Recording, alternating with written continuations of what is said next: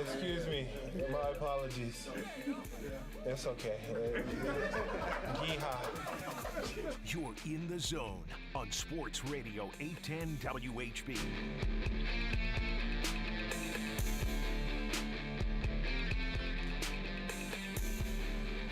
All right, a Thursday edition of The Zone right here on Sports Radio 810 WHB. Jason Anderson with you. Drake, we head up until 2 o'clock. The next 4 hours, we've got you hanging out here on a little bit of a prettier Thursday than yesterday with the rain around this time. But we've got you for the next 4 hours, and hopefully the conversation won't be rain-filled. We'll see if we can have some fun over the next 4 hours. 913-912-4810 is the text line to be a part of the show, part of the conversation today. 913-912-4810, the text line to join us. We will get into some NBA basketball throughout the show today. Finals tipping off tonight right here on Sports Radio 810 WHB. 6:30 pregame, 7:30 for the NBA Finals game number 1 in Denver. Miami versus the Denver Nuggets. So we'll talk about that matchup and the series. Also throw some prop bets out there that I like, whether it's for the series or even specifically for the game coming up tonight. We'll get into some of those things and a little bit of a primer for what this series may look like. So we'll do that throughout the show. We will talk with Matt Lane coming up at 11 o'clock from KC Sports Network, kcsn.substack.com. We will talk with him about the Chiefs and the goings-on over the last week, couple of weeks or so. A lot of that being DeAndre Hopkins, pros, cons. Should they sign him? Should they steer clear? How much money should you allocate to DeAndre Hopkins? Do they need him? Not need him? Is it a net negative if you bring him in and use resources on DeAndre Hopkins if it's not necessarily a position that is in dire need of an upgrade? That is the outside view of the Chiefs' wide receiving core overall, is that, boy, they really need DeAndre Hopkins. I don't think they would necessarily need DeAndre Hopkins as much as the Bills would need DeAndre Hopkins. But, there's a lot of teams out there that could use him because they're chasing the Chiefs. Chiefs are not the ones chasing everybody else. They are the rabbit. Everybody is trying to catch up to them, so that makes a little bit more desperate measures for those teams that are in the rearview mirror of the Chiefs. So we'll talk with Matt Lane about that. Chris Jones' contract, does that get done anytime soon? And some other views of this Chiefs team. Also, we'll hear from the Kansas City Chiefs coming up at 1 o'clock. OTAs, this week's voluntary OTAs wrapping up today. Andy Reid will talk at 1 o'clock along with assistant coaches. We'll find out who the assistant coaches are, but I'm going to throw a dart and say that Dave Toub will be one of the assistant coaches with the kickoff rule that was passed last week of any fair catch inside the 25-yard line. The ball gets placed at the 25-yard line. The new touchback rule that it can be a touchback with the fair catch, and that has been widely criticized, and people are not happy about that particular rule change. I'm guessing we'll hear from Dave Toub today in the 1 o'clock hour, get his thoughts on that. Special teams overall, where it's heading, is the NFL trying to slowly, not necessarily litigate, but change rules to a point that special teams becomes null and void. It's not the all three phases of the game. We got to play well in all three phases of the game. And then as a coach, you are contractually obligated to say all three phases: offense, defense, and special teams. Do we get to a point 10, 15, 20 years from now where it's offense, defense, and, make field goals, make your kicks? We'll see. We'll see what Dave Toub has to say if he talks today. But we know Andy Reid will, and a number of other assistant coaches today in the 1 o'clock hour. We'll tell you who those are when we get word of who will be at the podium. Again, 913-912-4810. We'll also get into the I do want to weigh in on the touchback rule today. Just I feel like the huge criticism and vocal outrage kind of missed the boat a while ago for the touchback rule. We'll explain that as the show goes on when we get into that. And also, Doug Farrar from USA Today, he wrote about single high safeties, man-to-man coverage, and then the two high safeties. And quarterbacks against said defenses. And one of the questions I would have moving forward, and we'll talk about that, and we'll use some of the numbers he has brought up.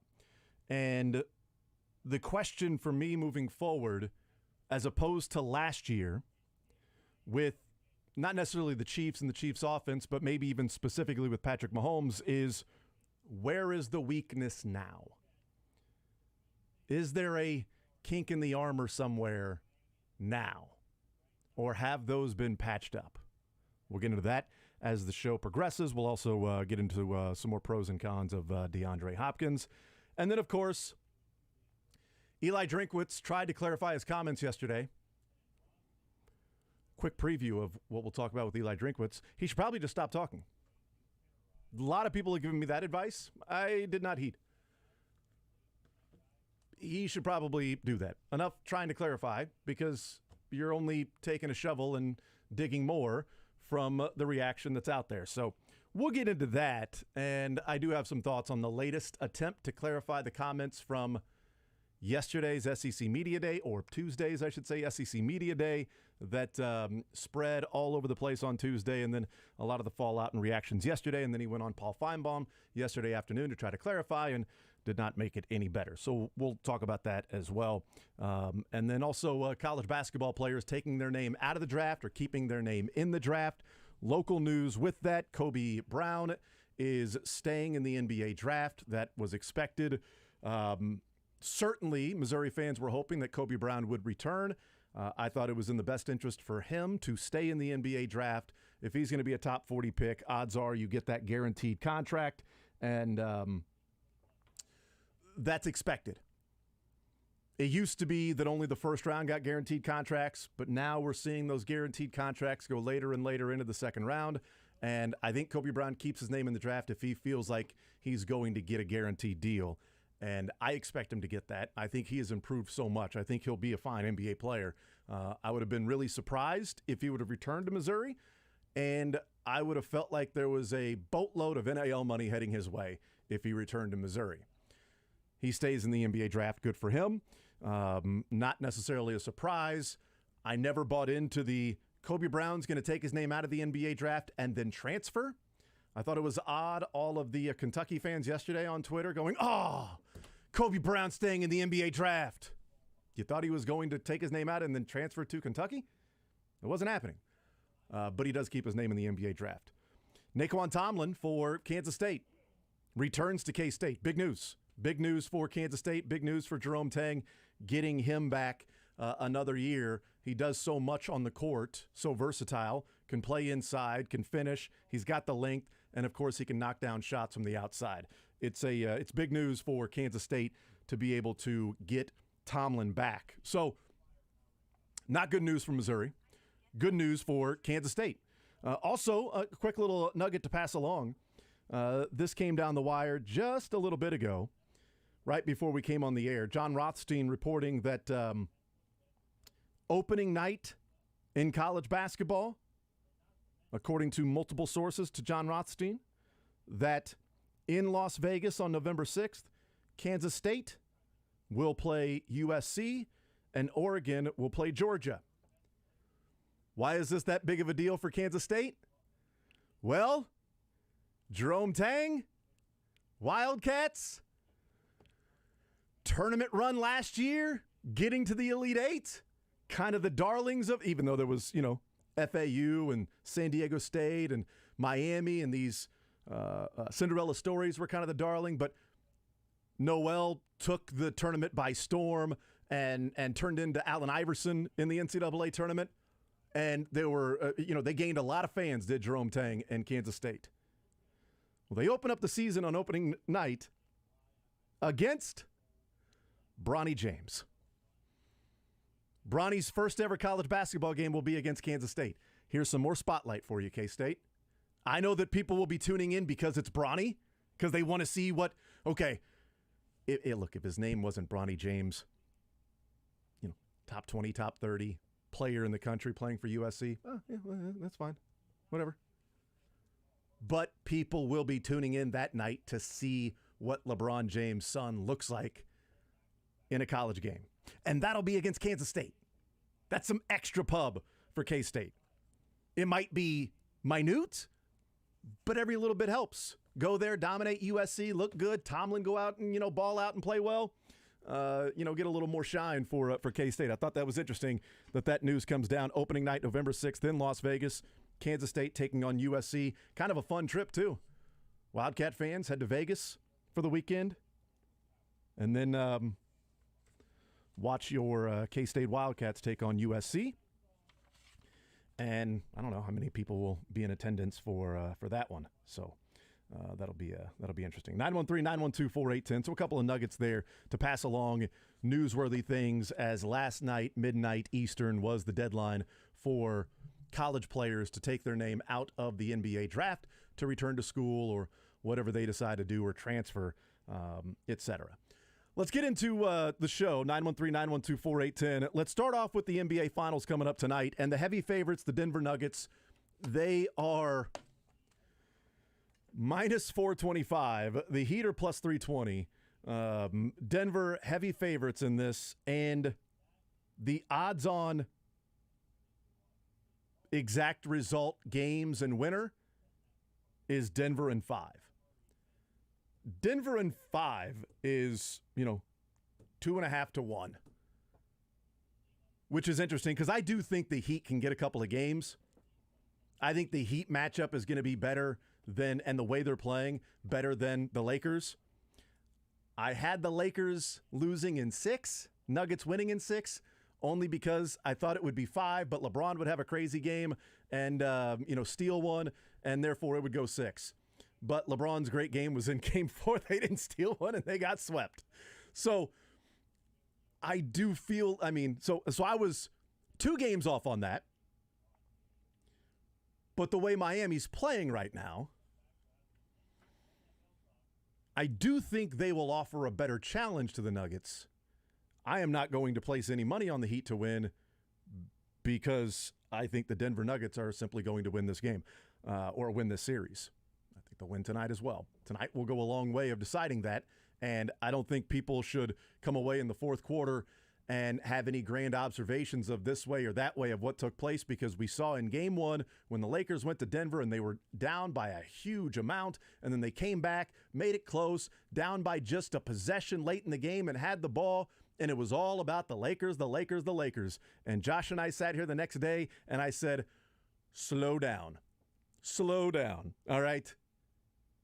We could talk about what the Lakers did in the third and fourth quarter, but we are ignoring what took place in that game and how the Nuggets built that lead, and just simply assuming that the Lakers' adjustment that they made in the second half will not then be countered by Michael Malone, who's a damn fine coach.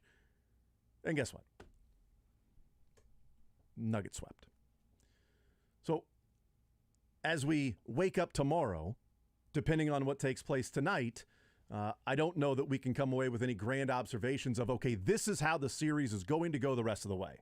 We can get some ideas tonight, but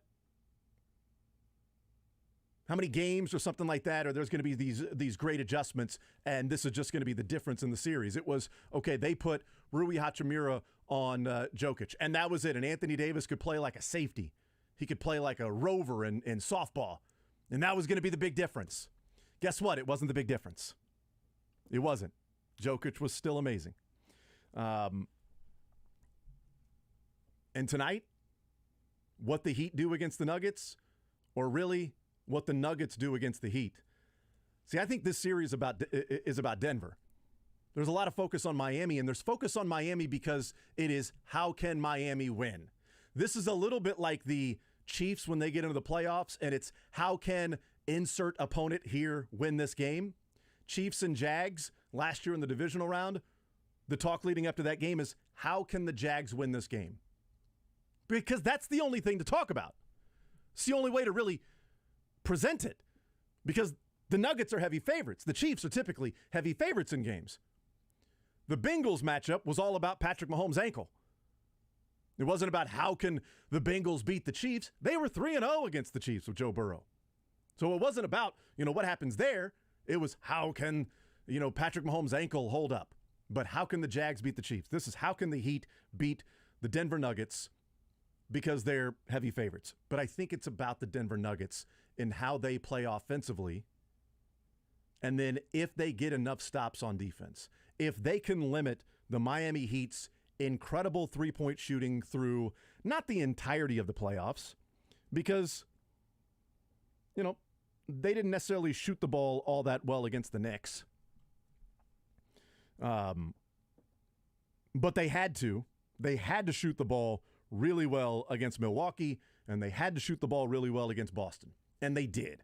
And they were phenomenal in those games. They shot 45% from three against Milwaukee. They shot 43, 44% from three against the Celtics. They did what they had to do in those games.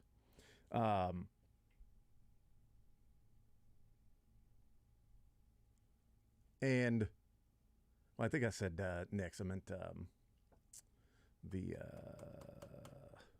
did they? Yeah, it was the Knicks.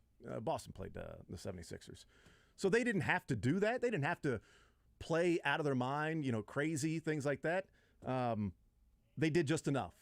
But how do they shoot the ball in this series? What do the Nuggets do defensively? Because beating the zone is also a part of playing defense and getting out and running. Let's hear from Michael Malone. I do want to hear a couple of clips of, previewing this series.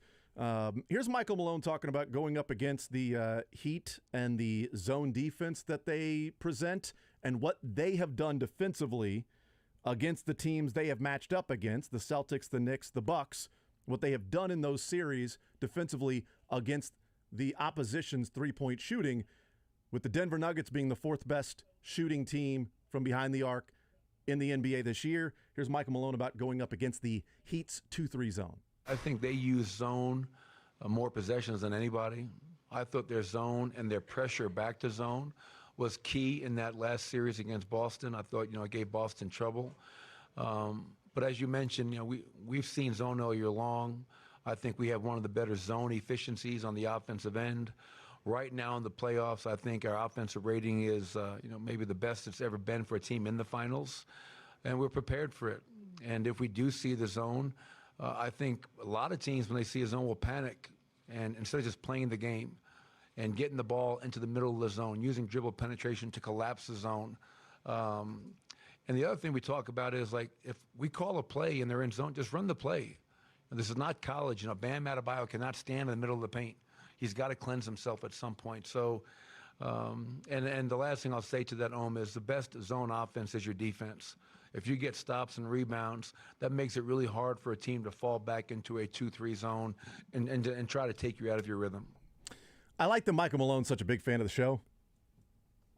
I think he said the name of the show 20 times there, which may be the only reason we played the clip. That and, sometimes the zone can make some people panic. Typically just the higher-ups here. And some offenses. I'm not sure. Who knows? Tonight's going to be fascinating because I want to see what the Heat do against Murray and Jokic when Denver gets into their offensive sets.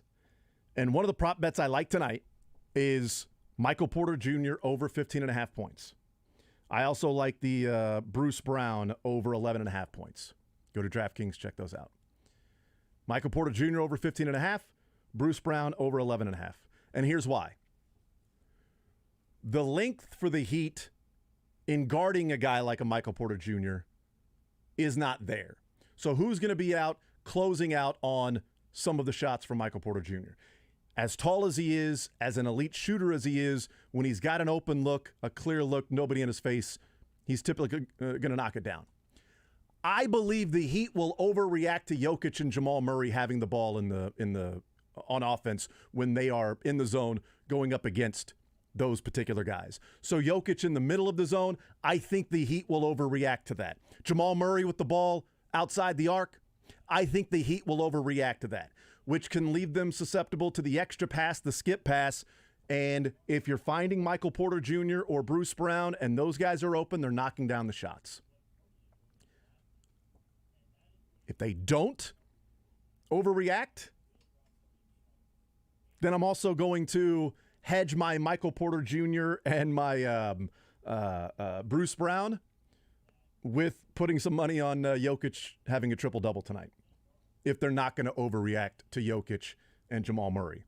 I'll put some money on Jamal Murray over 3.5 threes. All of those certainly could happen.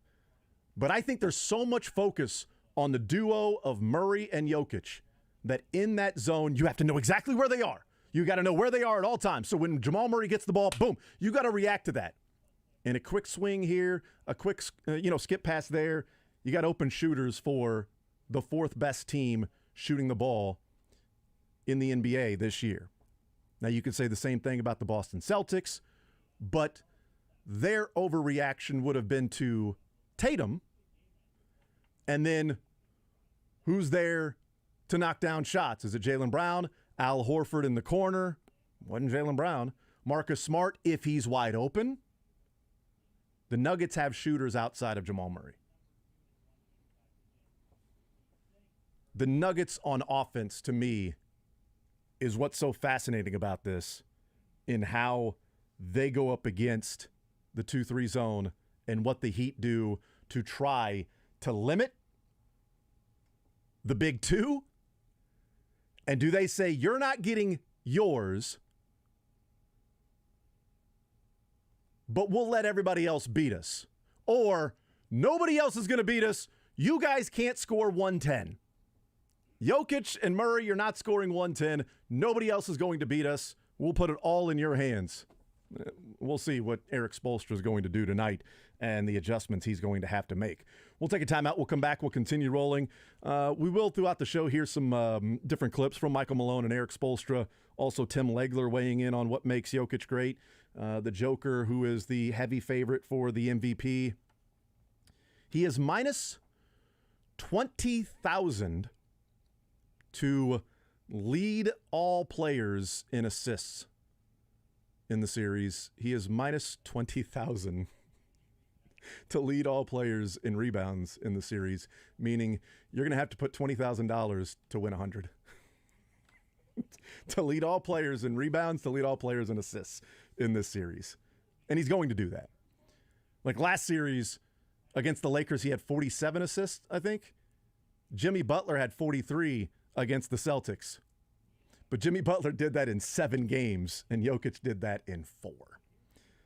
That's as close as somebody has come to matching Jokic's 47 assists that he had against the Lakers in just 4 games.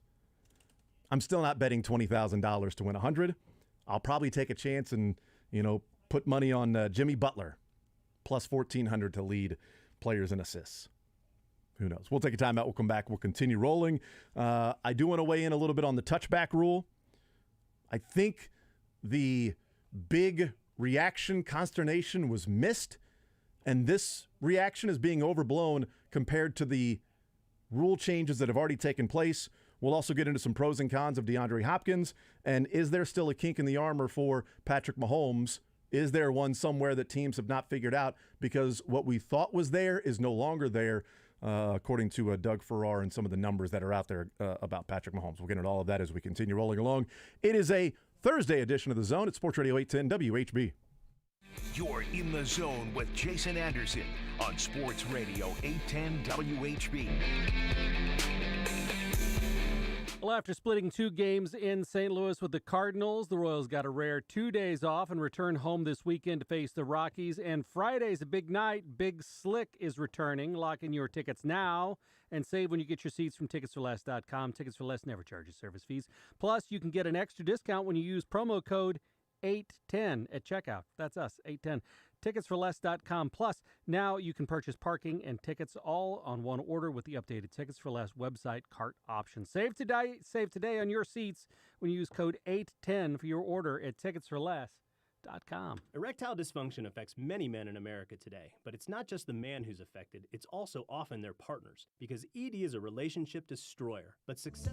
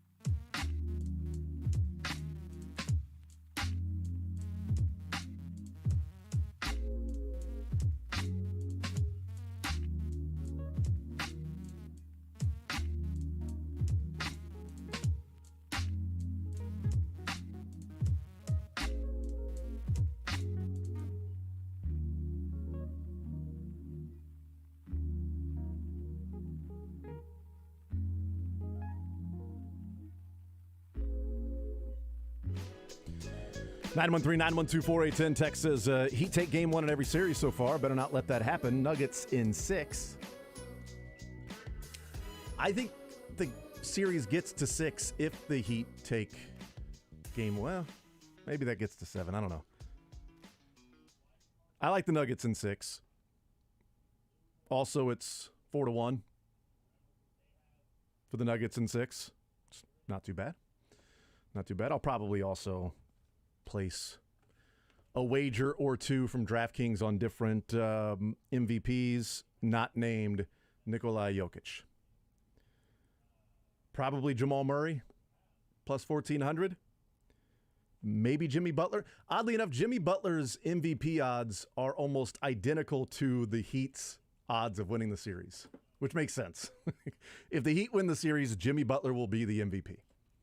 It's kind of like the Chiefs and Mahomes in a Super Bowl. Mahomes is the MVP, essentially the same as the Chiefs winning the Super Bowl. Because if they do, he'll be the MVP. Even though people thought Caleb Martin should have been the MVP or could have been the MVP in the previous series, I disagree with that. I think the rightful MVP of the Eastern Conference Finals was named with Jimmy Butler. I think numbers and value for V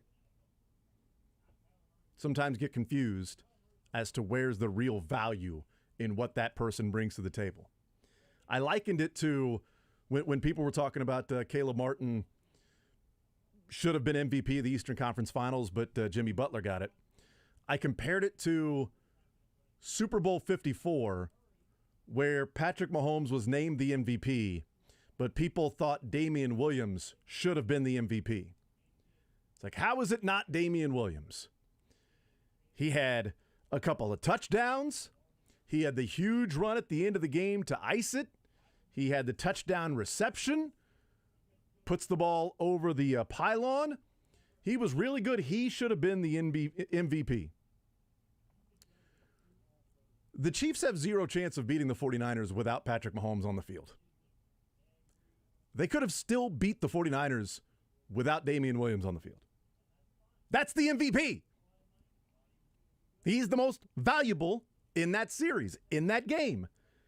Caleb Martin was really good, and he's got to be again in this series. He was great. Wasn't really good. He was great. And he shot 60% from the floor.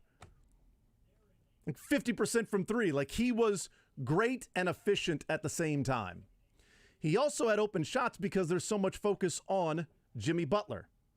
If Jimmy Butler's not on the floor, Caleb Martin ain't dropping 20 points per game. There's the domino effect that takes place in how you guard and how you prepare for different teams. The most valuable player for the Heat is Jimmy Butler. And he also had, more points, more rebounds, more assists than Caleb Martin. He averaged 6 more points. He averaged a full rebound more than Caleb Martin.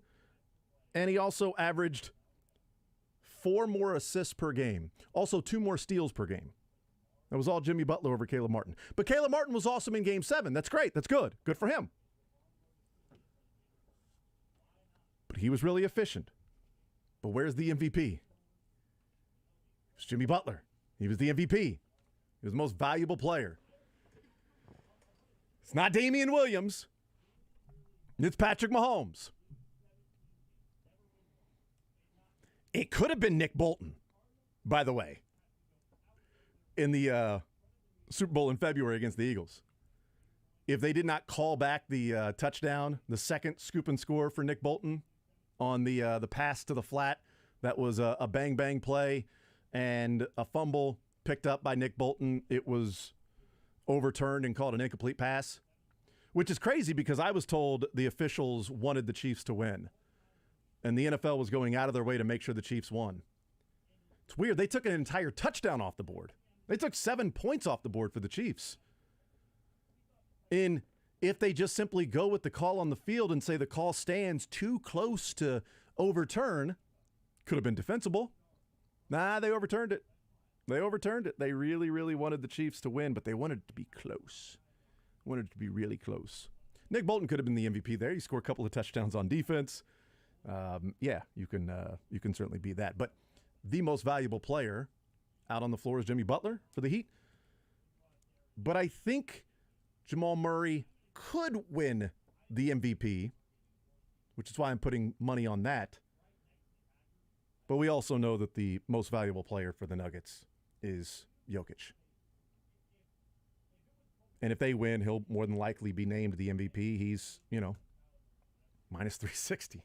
It's just, so yeah. Tex says, I give the Chiefs a 50-50 chance to beat the 49ers without Mahomes. Either we would or we wouldn't. That's 50-50. It's true. That is a great point. It's a great point. I'm going to go ahead and say wouldn't. Without Mahomes on the field, I'm going to say wouldn't beat the 49ers in that game. Without Damian Williams, we'll see. People also thought maybe Chris Jones because of the different plays that he made in the fourth quarter. Again, that's stretching it even further than Damian Williams. They could have won the game without Chris Jones on the field. He was very impactful, hugely impactful. They don't win the game without Patrick Mahomes. I mean, it's numbers, stats, all that stuff. You can parse it out any way you want. 913-912-4810 is the text line, 913-912-4810 to be a part of the show. Let's play this one. Michael Malone, head coach of the Denver Nuggets, in guarding Jimmy Butler, who was the MVP of the Eastern Conference Finals. Here's Michael Malone weighing in on how you go about guarding playoff Jimmy. Well, it's never one guy. One guy can't guard Jimmy Butler. So people are thinking that's just going to be on Aaron Gordon. When you guard like Jimmy Butler, it takes 5 guys defending as one. It starts in transition. He's one of the top players in the playoffs in terms of steals per game. That ignites their break. They, as a team, score over 19 points a game off turnovers they force. And Jimmy leads that charge. So eliminate the easy ones. The transition ones off turnovers. He gets to the foul line over 9 times a game, which is good for third in the playoffs. So you have to be really disciplined, staying down on shot fakes, giving him room to land, not letting him get to the free throw line 10, 12, 15 times a game, and just make him work for everything. I mean, we know he's a warrior, and you look at his body of work against Milwaukee in round 1, New York in round 2, and now Boston in the third round. It's going to be a challenge for every game that we play these guys, but I know this. We've been waiting so long. Our guys are tired of practicing. They can't wait for that jump ball to be thrown up and just to start competing at a high level once again. Do you worry about Michael Malone thinking they're playing the Warriors when he said Jimmy Butler is a Warrior? Like, I just... Has the layoff been too long? Are they confused as to who they're playing? They just found out a few days ago who they're going to be playing. But no, he is awesome. Playoff Jimmy has been all of that and then some.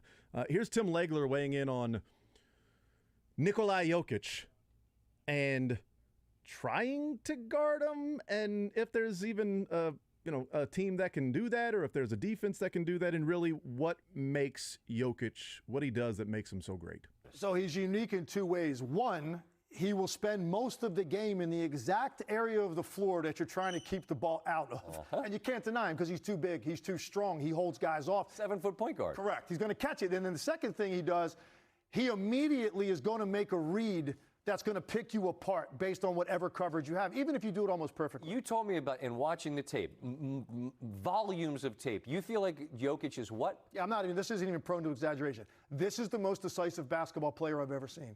And basketball is based on a series of decisions, one after another, in rapid speed. Nobody makes them quicker or more correctly more often than Nikola Jokic. Everything he does has a purpose. Everything has a purpose. There's no wasted motion, no wasted decisions. The ball goes on to the next place that it's supposed to be, and he just has this incredible ability to have multiple options at his disposal because of his vision, his IQ, and then his passing ability. One of the things that is so amazing about Jokic, which I think makes him almost unguardable, is besides, how deliberate he is and how decisive he is, as Tim Legler said there, and his ability to, pass the ball. He's one of the best passing players, not only in the NBA, but that we've may ever see, especially for a guy that's 7 foot, a 7-foot point guard, like Scott Van Pelt said. Ability to score, grab rebounds, get out in transition, bring the ball up if need be, initiate the offense if need be, all of those things that are just sort of that one-man show. What makes him so amazing is the little runner in the lane. I mean, how do you stop that? You don't. When you've got him, whether it's in a screen and roll or somebody is driving and they drop it to Jokic, who's heading to the basket, and he doesn't have to get all the way to the basket to lay it up. He doesn't have to, go and dunk it and try to go over somebody or through somebody. He just simply shoots the ball, middle of the paint, and I don't know that I've seen him ever miss that shot. A little runner on his way to the cup and just lofts it in the air, and it goes in almost every time. I don't know how you stop that, because you would then have to only focus on Jokic when he doesn't have the ball. Therefore, if somebody turns the corner and gets a shoulder on the defender and heads to the basket, you just simply let him go. let him shoot the layup, or Jokic getting essentially what is a layup for him. It's uncanny, his ability to make that every single time. And that doesn't even count in, add in the threes that he makes and the circus shots that he hit against the Lakers, which were just unbelievable. That, LeBron said, just tip your cap. Just take your cap off and tip your cap. Like, hey, you know what? Steps back, 7-footer, the ball way behind his head, Larry Bird-esque release point. It's like, 7 feet, 5 inches off the ground when he releases the ball. Who's guarding that? Shot clock running down, stepping back. Like, who makes that shot? Jokic makes that shot. All right, we'll take a timeout. We'll come back. We'll wrap up this hour. We'll talk with Matt Lane, KC Sports Network, kcsn.substack.com, also KC Laboratory Podcast. A lot of stuff to get into around the Chiefs with Matt Lane. Chiefs out at OTAs today. We'll hear from Andy Reid and some assistant coaches today in the 1 o'clock hour.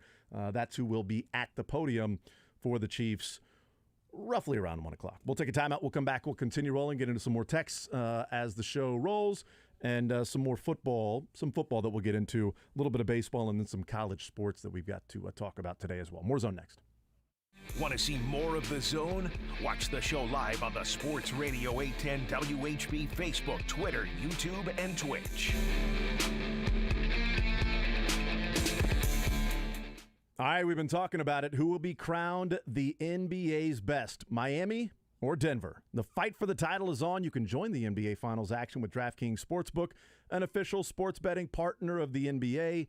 New customers can place a $5 bet during the NBA Finals and score $200 in bonus bets instantly. Plus, all customers can take a shot at bigger payouts with DraftKings stepped-up same-game parlays. You open the DraftKings Sportsbook app, opt in, place your stepped-up same-game parlay. You combine 3 or more bets from any NBA Finals game, and you can boost your winnings with each leg you add up to 100%. I've told you a few of the props that I like specifically for tonight's game. I like Jamal Murray over 3.5. I think 3.5 is the number for threes. I wrote it down here. Yes, Jamal Murray over 3.5. I like Jamal Murray over 3.5 threes. I like Michael Porter Jr. over 15.5 points. Bruce Brown, I'm throwing him into a stepped-up same-game parlay over 11.5 points. I'll take the Jokic rebounds. I'll probably take the Jokic assists. I'll take all of that in the stepped-up same-game parlays, because I do think the assists will be there, because I'm banking on the Michael Porters, the Bruce Browns, the supporting cast to have bigger scoring nights coming off of a focus of a Heat defense on the expected betting favorite MVP for the series. Just download the Sportsbook, DraftKings Sportsbook app now. Sign up with code 810WHB. New customers can place a $5 bet. You score $200 in bonus bets instantly. Again, that's only at DraftKings Sportsbook with code 810WHB. Gambling problem? Getting help is your best bet. Call 800-522-4700. 21 plus, physically present in Kansas. Bonus bets expire 7 days after issuance. Opt-in and 10 plus leg required for 100% boost. Eligibility, wagering, and deposit restrictions apply. Terms at sportsbook.draftkings.com/basketball terms. On behalf of Boot Hill Casino and Resort.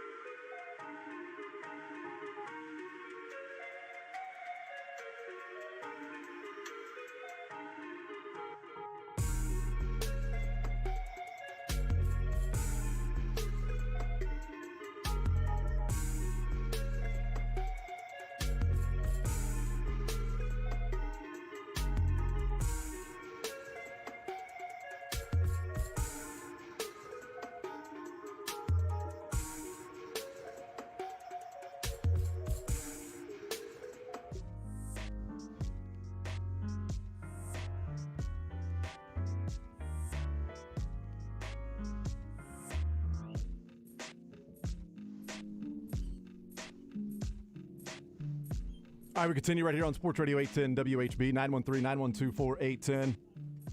913-912-4810 is the text line. At The Athletic, Ken Rosenthal has a piece about the starting pitcher domino effect of the injuries mounting to potential trade deadline targets for teams. Starting pitchers that could be traded at the trade deadline that are becoming more and more injured.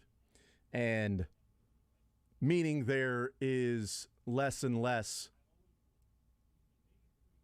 players available, inventory, whatever you want to call it, for the trade deadline, and what that will mean for some other teams. He does not mention the Royals here specifically, but obviously it has that domino effect that they talked about, or that he talked about. Eduardo Rodriguez was, going to be one of, maybe still, the top starters available. A left index pulley rupture. He's going to miss several weeks at minimum, could be 2 months, which would be right into the trade deadline if he misses a couple of months. Lance McCullers has a setback. They're already without a couple of pitchers, so do they become now, even more desperate buyers? Justin Steele, forearm tightness, he left the game. And other players, I should say, that people thought were going to be trade targets. Other pitchers that they thought going into this year, boy, late July, this guy's going to be available, that guy's going to be available, this guy's going to be available, that maybe are not available the way that people thought, like Corbin Burns, who was going to be maybe one of, if not the hottest commodity at the trade deadline. But the Brewers are leading the NL Central. Do they go Josh Hader like they did last year and then completely collapse after they make that trade for Hader, or trade away Josh Hader? Do they do that again this year while leading the NL Central? I can't imagine they do. So is Corbin Burns available? Probably not. The White Sox were expected to compete and maybe win the division, but they have not been good. So maybe they're going to sell. Except for some of the players that they could sell, Lance Lynn has been just downright atrocious. Giolito's been And maybe the biggest trade piece has, years of club control. So why would they trade that person? And then this morning, Buster Olney talking about Shohei Ohtani, that, more likely that the Angels and Marino let him walk in free agency rather than trade him. Which sounds dumb, but the thought process was he doesn't want to be the person that traded away Shohei Ohtani. So if they can't get him signed, then he'll walk in free agency so they can still say, we tried to sign him. We did sign him from Japan. We tried to sign him when he was a free agent. He just chose to go somewhere else, as opposed to trading him and getting what could be just an unbelievably massive haul. I mean, did you raid an entire team's farm system?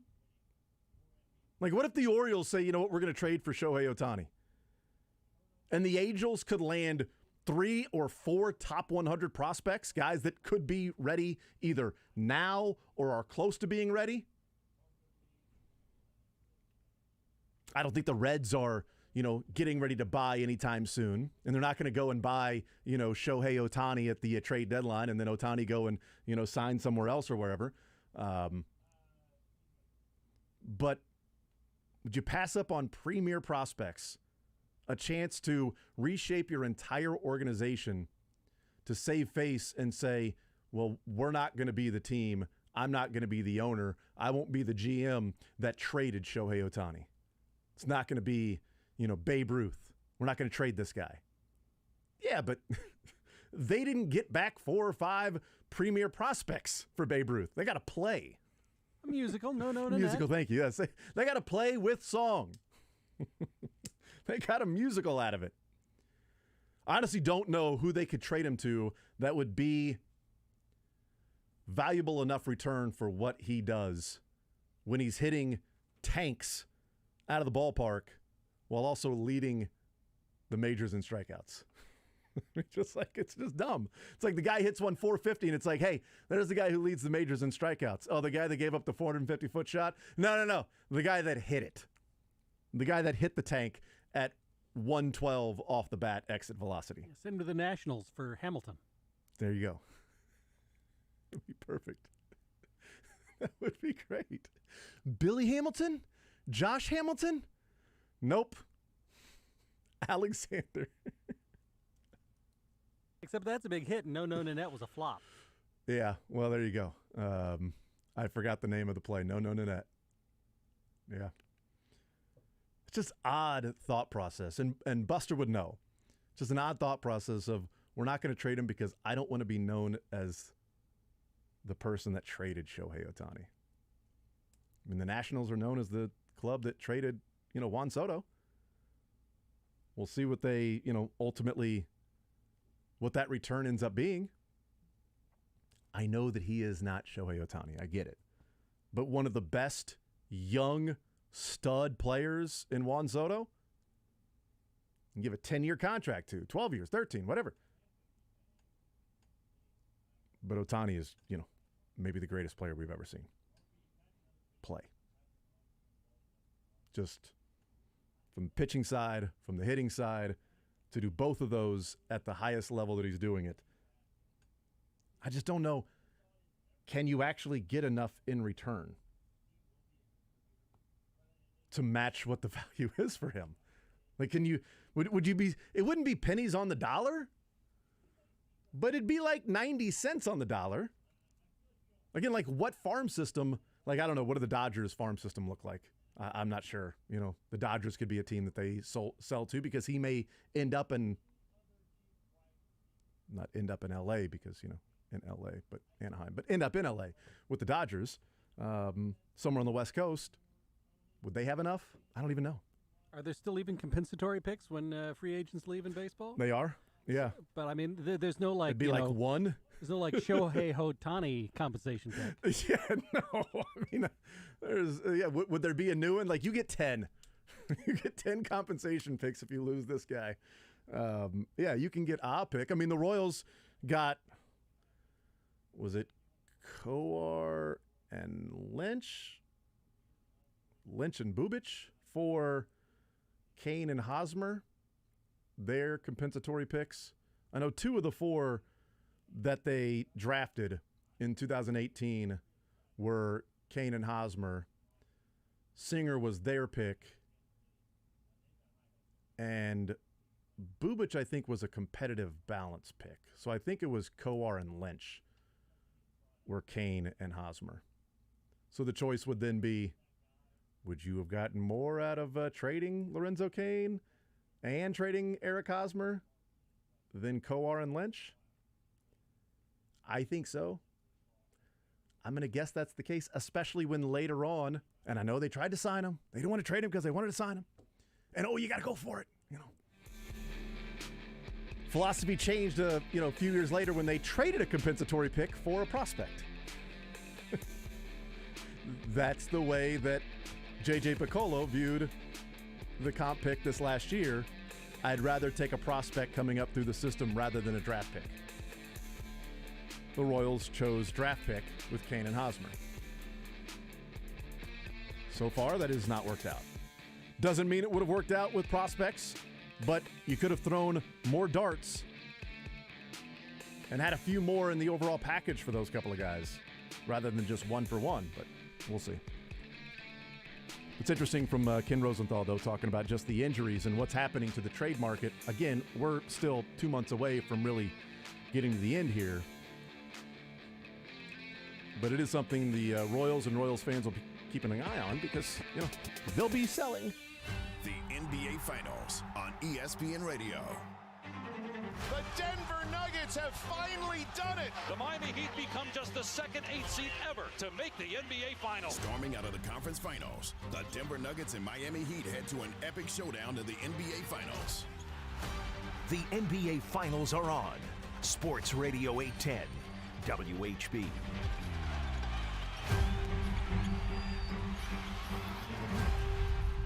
I'm here with Brad McGee from LBA Home Services. Brad, is this your plane? Beauty, ain't she? I'm inspired by pilots in aviation. How so? It's a commitment to a process. No matter how experienced a pilot, they always use the checklist. To make sure everything is done perfectly. It's tempting to do it by memory, especially if it's something you've done many times. Like fly your plane. But the only way to make sure you haven't skipped a step or done something in the wrong order is to use the checklist. Every time. The people who work at LBA, absolute perfectionists. It's either done one step at a time perfectly, or we start again from the top of the list. Of course, in a plane, the stakes are life and death. But our mindset is the same. Everybody at LBA thinks this way. You follow the process to perfection like your life depends on it.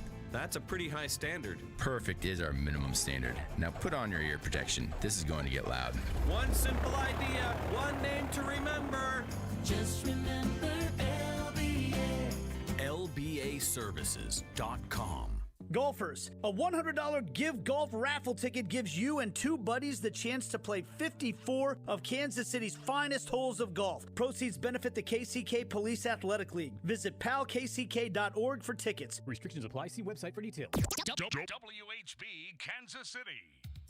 ICON is seeking healthy, non-smoking men and women ages 18 to 65 to participate in a clinical research study at our facility in Lenexa, Kansas. Volunteers must be available for one stay of 33 nights and one follow-up visit. Qualified participants may receive compensation up to $15,750 for time and travel. Call ICON today at 913-210-5900. That's 913-210-5900.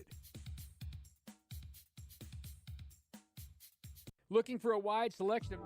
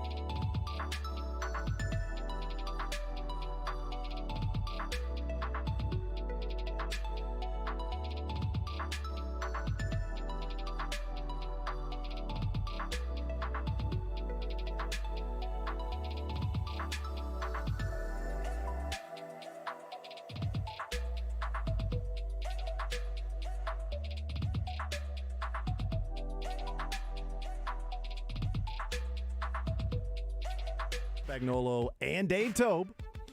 And then we will hear from Connor Embry, the new wide receivers coach for the Kansas City Chiefs. And then we will hear from Todd Pinkston, the running backs coach for the Chiefs, which he likes wide receivers to coach the running backs. Interesting. 913-912-4810. 913-912-4810 is the text line to be a part of the show, part of the conversation. He was a wide receivers coach at Austin Peay. So there you go. But it's back-to-back guys that he has put wide receivers as running backs coach. Joining us now, Matt Lane, KC Sports Network, KC Laboratory Podcast. We'll hear from these guys today, Matt. Any theory outside of they really like their running backs to be able to catch the ball as to here former wide receivers that are coaching by running backs? You know, I don't have a great theory. I think Andy Reid has always been a guy that likes to kind of cross-train some coaches. That usually as guys get to the point where you would consider promotions, they kind of just move to another position, and that helps build like a resume up to get jobs in the future. It's just interesting to lose a running backs coach and then Eric Bieniemy, who has previously been a running backs coach, and then bring in a guy that doesn't have a ton of experience coaching running backs.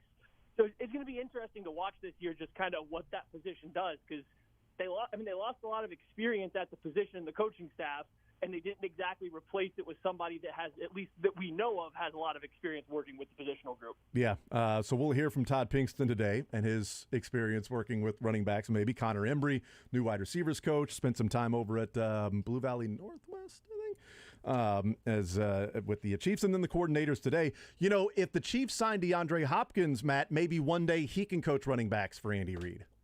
See, there you go. There you go. There's my tie-in and my segue. What do you make of the now almost a week when DeAndre Hopkins was released, or it was announced by the Cardinals they are going to release him? The conversation around DeAndre Hopkins and the Chiefs' interest, Bills, Chiefs, some other teams. What do you make of DeAndre Hopkins and your thoughts on him and a potential marriage with the Chiefs? There's a lot there to unpack, and I guess I don't know if a lot has changed since the first rumors kind of started. Even when he was up for the trade, it was really all the teams interested in him were Super Bowl contending teams that had established quarterbacks that maybe needed a little bit of wide receiver room help, and then now that's still the case. So you still have the Chiefs and the Bills kind of there. It sounds like at the top. You can look around, and there's been some rumors that a Lions or the Jaguars might be able to make a play into it because they do actually have cap space now. I don't think DeAndre Hopkins is going to be in a rush. I mean, what is at this point of his career? What is his hurry? What is his rush to get to OTAs and go to them during the middle of the summer? I don't think he's going to be in a hurry.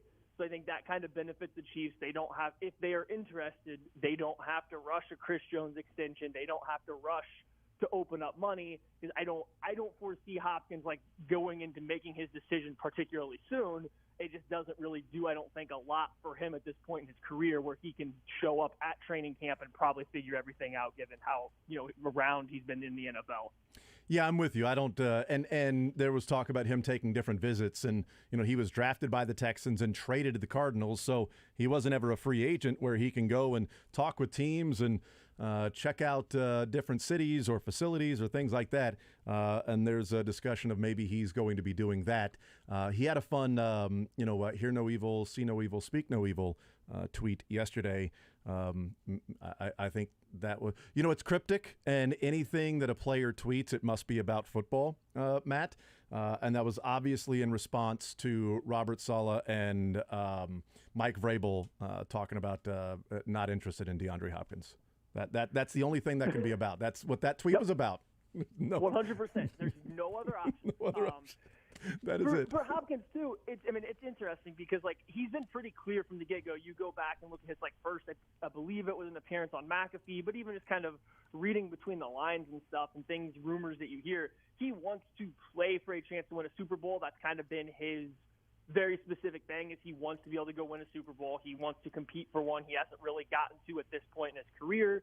He's done everything else, so he wants to win a Super Bowl. He's been very open about, hey, there's quarterbacks that I would like to catch a football from. Shocking, they're all the really good quarterbacks. So, it's not like he narrowed it down a lot, but he seems like if there was ever to be a person that might not just be chasing money, he is the type of player that might be looking that route, and that's all fine and good to say until the offers come in and a couple teams can throw more money at him. So we'll see where that goes, but he might be one of the few free agents that takes a quote-unquote discount to play with the team that's able to contend. And again, this is good news for the Chiefs if they are interested. Just we have no clue what they're thinking at this point in time. It's always the answer is going to be, depends on the compensation, depends on what the contract is. But do you have interest in the Chiefs bringing in DeAndre Hopkins, what he can bring to the table, and what your view is of if he has anything left in his career? Yeah, I think it would be perfect for the Chiefs. You essentially look at how Juju Smith-Schuster was used last year and the way that Hopkins, when healthy and able to play the last 2 years, have been used. It was pretty identical. Hopkins saw a few more reps into the slot than he had in the past. Juju Smith-Schuster still played mostly on the outside, so that would fit in. But Hopkins has that inside versatility. Both are very good for zone coverage. Both are very smart in how they run their routes. Neither guy is necessarily beating man coverage at a high rate, but when given one-on-one opportunities, Hopkins still has the ability to. Juju Smith-Schuster had the ability to beat man coverage in these high-leverage situations. So he's a near perfect fit for kind of what the Chiefs lost in the wide receiver position. And I think if you go back and look at what Hopkins did even last year when he returned from his suspension, while Kyler Murray was still healthy, he clearly still had it. Like, he clearly was still a very good receiver. Then Kyler gets hurt. The Cardinals season's kind of going down the drain, and his production falls off. He misses the last 2 games with a sore knee again. But I think he still has it. I think his kind of the fall of his talent has been a little over-exaggerated, because if you go back and, like I said, look at when he was playing with Kyler Murray last year, he was still a really good wide receiver, demanding a lot of attention and still being incredibly productive. Yeah, I went back and looked. I brought these numbers up yesterday, but I went back and looked and sort of broke it down in 3 categories: Kyler Murray, Colt McCoy, and Trace McSorley. And you know what he did overall in the season. If you look at yards per target, he was ranked 66th in the NFL last year in 7.5 yards per target was DeAndre Hopkins. And if you look at the raw numbers and go, yeah, he's fallen off. I mean, come on, he's an underneath guy. He's not going to stretch the defense. He's not going to be a deep target. Is there yak left in his legs? Bigger guy. He'll make contested catches, but look at his yards per target. Well, he had 4 games with Kyler Murray. 4 games with Kyler Murray. And in those 4 games, his average yards per target was 10.1, which would be the 5th best in the NFL, tied with Tyreek Hill in yards per target. It was, with Colt McCoy, it was 7.2, and with Trace McSorley, Matt, threw the ball to DeAndre Hopkins 15 times. Hopkins caught 4 of them. 4 receptions on 15 targets. Methinks the targets weren't close. Yeah, well, I mean, there's a lot, and like you said, I think that's a perfect way to look at it. Is like there was clearly downgrade at the quarterback position, and then you got to look. Cliff Kingsbury was clearly on his last season there for a team that wasn't working. Yeah, NFL defenses had kind of started to figure out, what that offense did and how it operated, so that made it more difficult. And so, yeah, I mean, it's pretty easy to see why the production maybe slipped down the stretch last year and started off pretty well with Kyler Murray. But, I mean, even still, with all that being said, he still finished last year 19th in the NFL among all wide receivers and tight ends and first down catches per target. I mean, that was 1 spot behind A.J. Brown, ahead of Terry McLaurin and other starting-level wide receivers. So it's clearly he was productive last year despite dealing with the offense that kind of had been figured out, dealing with Trace McSorley and Colt McCoy throwing him the football. He was still a very, pretty efficient player. It just didn't look as good overall in terms of the volume stats or anything like that. And that should be expected given the situation. So I think he still has plenty left in the tank. I don't think you're going to funnel 150 targets to him like they used to do with the Houston Texans. And the good news is a team like Kansas City has no desire to funnel 150 targets to a specific wide receiver anymore. Matt Lane is our guest. And just to put it into perspective on the Kyler Murray versus like Trace McSorley, we talked about, Trace McSorley, 15 targets, only 4 receptions for DeAndre Hopkins. Kyler Murray in the 4 games that he played with Hopkins last year threw the ball to him 38 times. He caught 30 of them. So, it was efficient. When Murray was throwing him the ball, he caught it and had almost 400 yards in those 4 games and 3 touchdowns. So with a competent quarterback, DeAndre Hopkins put up numbers that were commensurate with what he's done typically in his career, because over 17 games, that'd be 130 receptions and over 1,600 yards and 13 touchdowns. It's not going to be what he does with the Chiefs this year if he were to sign, because we know they've got Kelsey, they've got other guys that they can throw to, that they can, Patrick Mahomes can utilize. You mentioned sort of that Juju role. On the field, if it's that Juju role and what do you think he does for the Chiefs offense besides they're looking for somebody to fill the Juju role. Maybe they did that with Rashee Rice. But what can he do for whether it's Travis Kelsey or maybe even the Chiefs manipulating what kind of defenses the teams will run against them with and without Hopkins on the field? Well, and that's, I think, the biggest thing is when you put somebody like DeAndre Hopkins, and it's even more so than Juju Smith-Schuster, who I thought was great for the Chiefs last year, but it was still very kind of clearly that teams were not worried about stopping Juju Smith-Schuster. That wasn't something that mattered to them. They were going to let him do his thing, and he was really good at doing it. I don't think NFL defenses would give Hopkins that same level of freedom, or I guess lack of respect. They're still going to go out of their way. Teams are going to make sure their best cover corner is on a DeAndre Hopkins. They're going to, if they're playing zone coverage, they aren't going to be able to just slide everything to Travis Kelce. If you have a DeAndre Hopkins out there who, one, can beat, a guy in his area, but two, is going to find the open spot in zone. So, I mean, an NFL defense is going to have to pay as much attention to Hopkins as they would Travis Kelce. I'm not saying he's as good at him at this point of his career, but you still have to pay that much attention to him because of how good he has been. I mean, you go back to 2021, just a couple seasons ago, he was still arguably the best wide receiver in the NFL. And I understand there's been an injury since then, but we're talking 3 seasons ago, he was the best wide receiver in the NFL. I don't think the NFL defenses are just going to let him kind of get one-on-one matchups versus, their secondary level corner cover guys, or they're just going to match him up with whatever corners over there, man-to-man, and expect him to lock him down. It just gives the Chiefs more answers to questions the defenses are going to present. And we did see at times, especially in the playoffs last year, the Chiefs were put in a spot where they had to rely on depth players at wide receiver to make these big plays without necessarily having a ton of experience doing so. Visiting with Matt Lane. He is our guest, KC Sports Network, kcsn.substack.com. Does the timing impact this at all for you? That the report out there that the Chiefs were interested in trading for him with the Cardinals, and then the Odell Beckham Jr. contract of the 1 year, $15 million, but almost 14 of that guaranteed. That changed things because then that threw a wrench into the contract negotiations and discussions with Hopkins. Very similar to a year ago with Tyreek Hill and then the Christian Kirk and Devontae Adams deals. And it was like, all right, the Chiefs aren't, in the market for this anymore. So make a different decision. And that was, trading Tyreek Hill. Is the timing different now where did they scratch that itch with Rashee Rice of somebody that they feel like could fill that role that they were maybe looking for in DeAndre Hopkins, or the Chiefs clearly are, still talking about it. So they, want to bring him in, but do they feel less of a need maybe today than they did going into the draft of filling that specific role? So I do think one thing's true, and Brett Veach had said this, a while back in a press conference. I believe that, they felt good about their wide receiver room if they had to go line up and play a game today. And yeah, a lot of that is just GM talk or coach speak, whatever you want to call it. But I do think they actually feel that way. I think if the Chiefs would feel fine with their wide receiver room, and this was even pre-draft, that they could go and line up and play a game with the wide receivers they had on that exact day. I don't think that means they didn't want to add talent. And we already saw them trade up to add Rashee Rice there in the draft. Mm-hmm.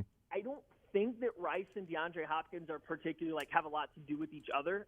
We've seen one thing for kind of like Andy Reid's offense, right, is if you have a college player coming to the NFL that is coming especially from a more simplistic offense, such as like a Western Michigan or an SMU, it might be a little bit before that player is ready to really get on the field and make a consistent impact. I know people have talked a lot about the first year in Andy Reid's system, and you really only have veterans that come out and make big splashes, or Tyreek Hill did as a rookie because, he was utilized in the backfield and more as a weapon. Mecole Hardman had a stretch once Tyreek Hill was injured where he put up numbers, but then if you look beyond that stretch where Tyreek Hill missed time, there wasn't a lot there, and even then the usage was very specific. So it's a long way to say I don't think that Rice impacts their decision to go for DeAndre Hopkins or not. I don't think the Chiefs are anticipating going into the year saying Rice is going to have this big year for us. I think it's going to be more about developing him, getting him to learn the entire playbook, because I do think it takes a while for these rookies coming into an Andy Reid offense, especially going from a lower level, not a Power 5 blue blood college program, this high level NFL type offense into this Chiefs offense, which is a lot.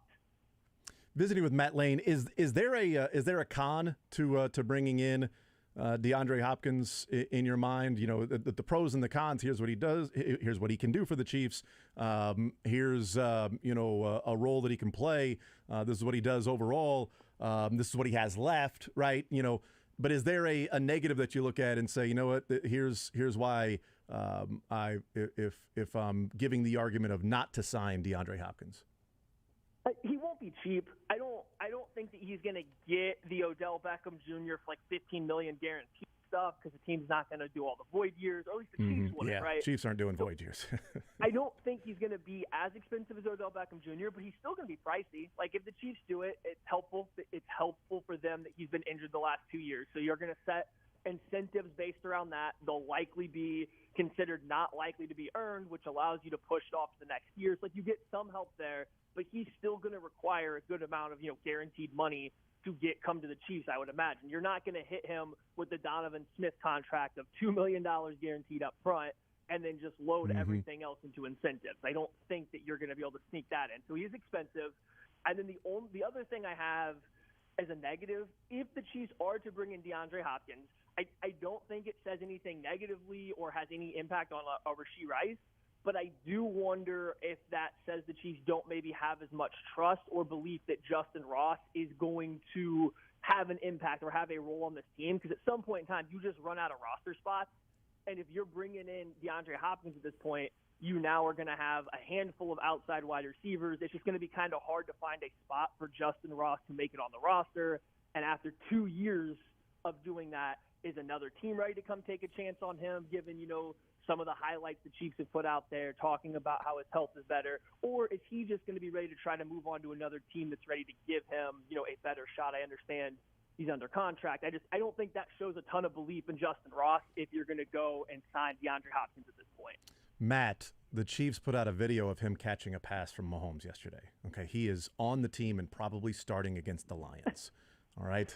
Go ahead and lock it up. Count it right now. Fantasy football first-round draft pick, Justin Ross, who may not even be the Ross that makes the squad. Who knows? Matt Lane is our guest, kcsn.substack.com. Last one in terms of DeAndre Hopkins specifically, but is there a number you'd be comfortable with where, all right, the Chiefs paid this, all right, it makes sense from all sides, here's what he brings to the table, and here's the compensation they're sending his way?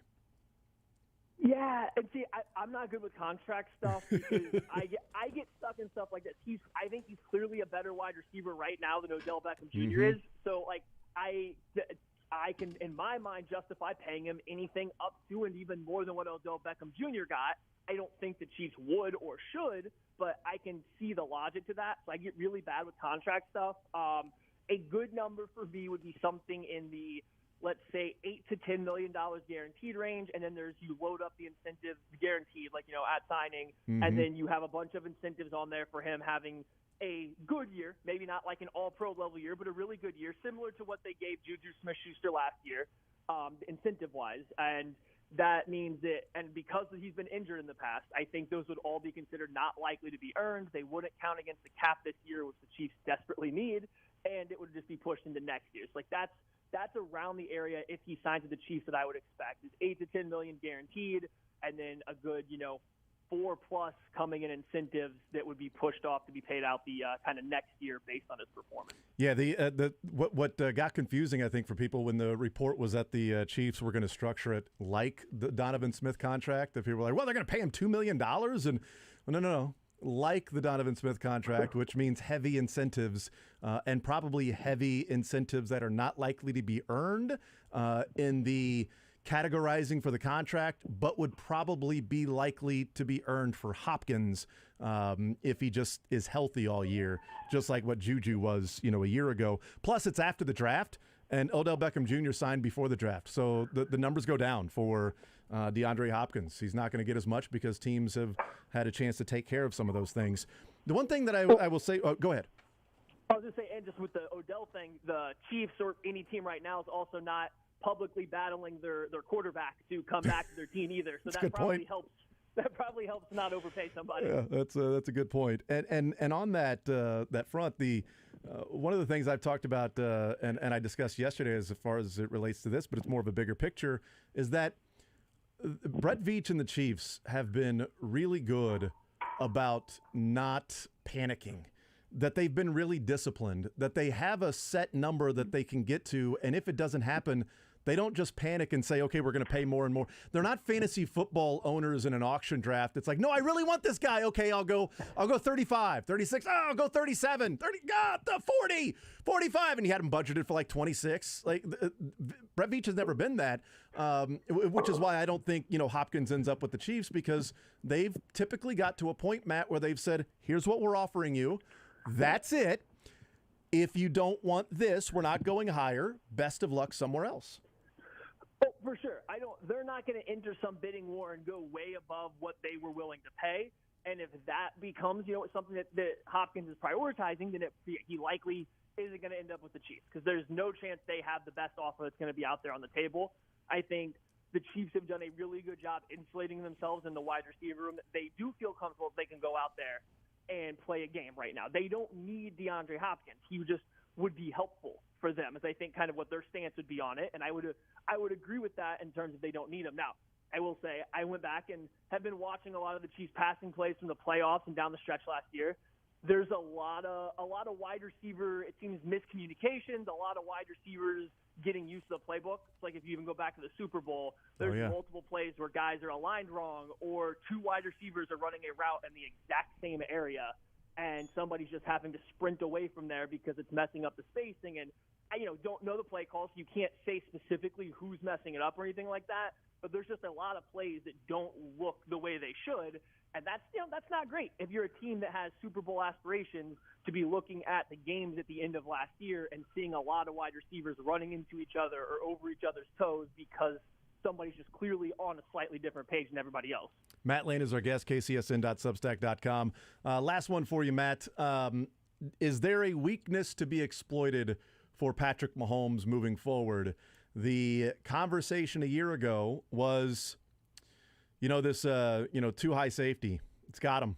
It's got him. They figured him out. They've got to him. And dropping 8, Matt, the Bengals dropped 8. He couldn't figure it out. He couldn't do anything in the second half against the Bengals. And that is the kryptonite for Patrick Mahomes. And then he goes and roasts 2 high safeties this last year.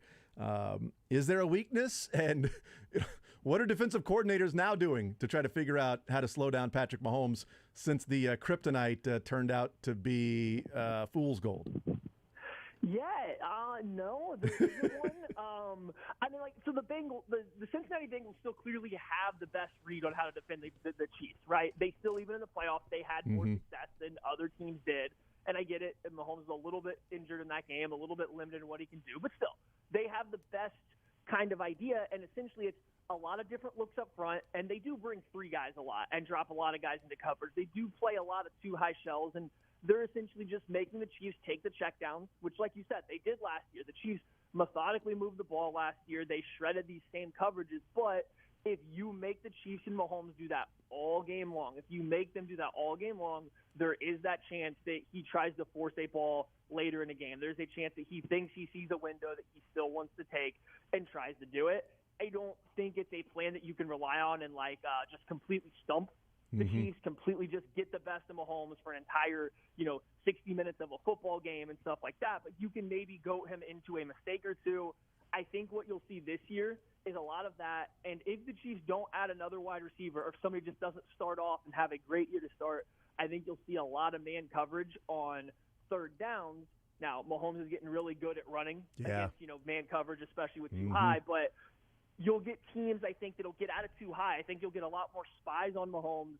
Teams will be willing to play man coverage with only a single deep safety because the Chiefs haven't been particularly great taking vertical shots down the field. That hasn't been something they've excelled at the last 2 to 3 seasons. So with this wide receiver room, play man coverage, get physical with them, keep eyes on Mahomes from not 20 yards deep, I think you might see a lot of third down kind of like man-free coverages where they're playing a lot of man coverage, challenging Tony and Sky Moore to win one-on-ones while keeping somebody with eyes on Mahomes so he can't scramble. Yeah, because if you're a defensive coordinator and you go, well, he's gotten so much better scrambling and running against the man coverage, and then you've got defensive players with their backs to Mahomes and he can pick up extra yards, or we can go zone and let Travis Kelce eat us alive. So there's our choice.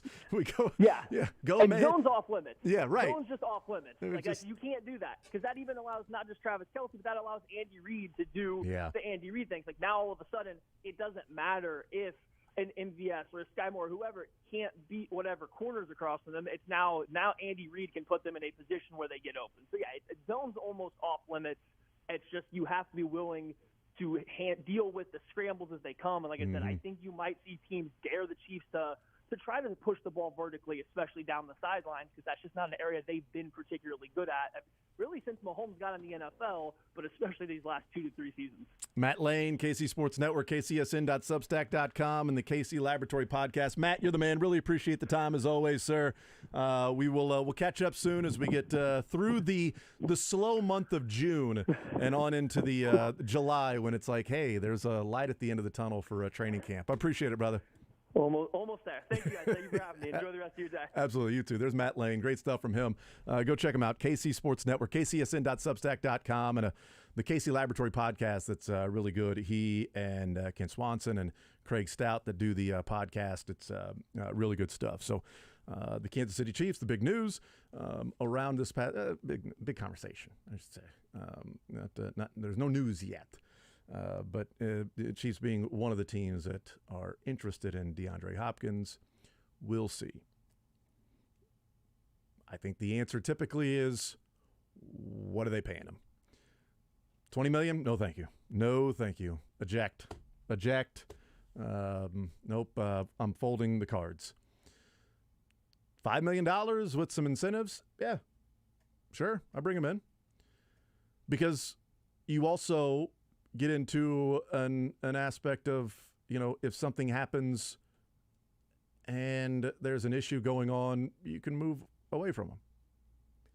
And I don't think he's going to get near what Odell Beckham Jr. got because, again, that was before the NFL draft. And as Matt said, they were trying to convince their quarterback to, show up and then sign a long-term deal. So all of that, they were fighting with their quarterback and doing all of those things. So overpaying for Odell Beckham Jr., did a number of things besides just bringing in a wide receiver.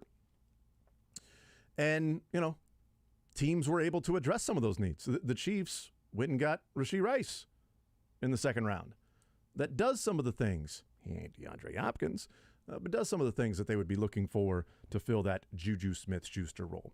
I want to expand a little bit more on the weakness for Patrick Mahomes, or maybe lack thereof.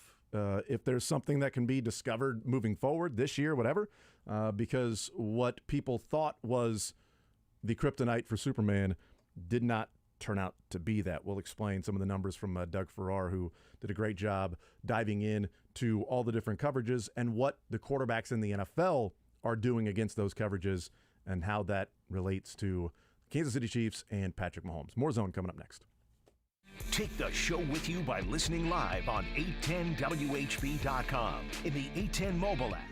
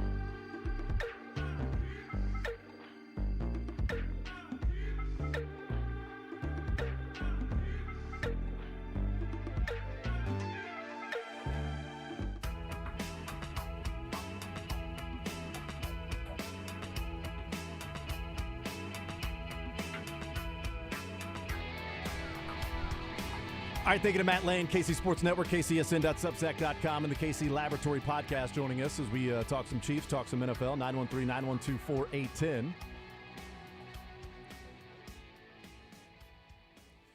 We were talking about Todd Pinkston, the new running backs coach, former wide receiver in the NFL, with Andy Reid. He will be talking today along with Connor Embry, the wide receivers coach, and then the coordinators will be talking today along with Andy Reid. So Andy Reid, coordinators, and then running backs and wide receivers coach will be just at the podium today. So we were talking about this back-to-back running back coaches that were wide receivers, and the reasons behind that and the philosophy behind that. And Tex says Matt nailed it. It's about cross-training coaches at the lower levels to help them with their careers. Yeah, I think it's probably twofold in that cross-training, helping them with their careers, that you're a wide receiver, now you're around running backs, but then there's also the element of the Chiefs using their running backs in the passing game, although we've heard that from Clyde Edwards-Helaire the last couple of years. So is it more about the coaches? Is it more about the things that he wants to get accomplished from the running backs? We'll find out. But it's an interesting strategy.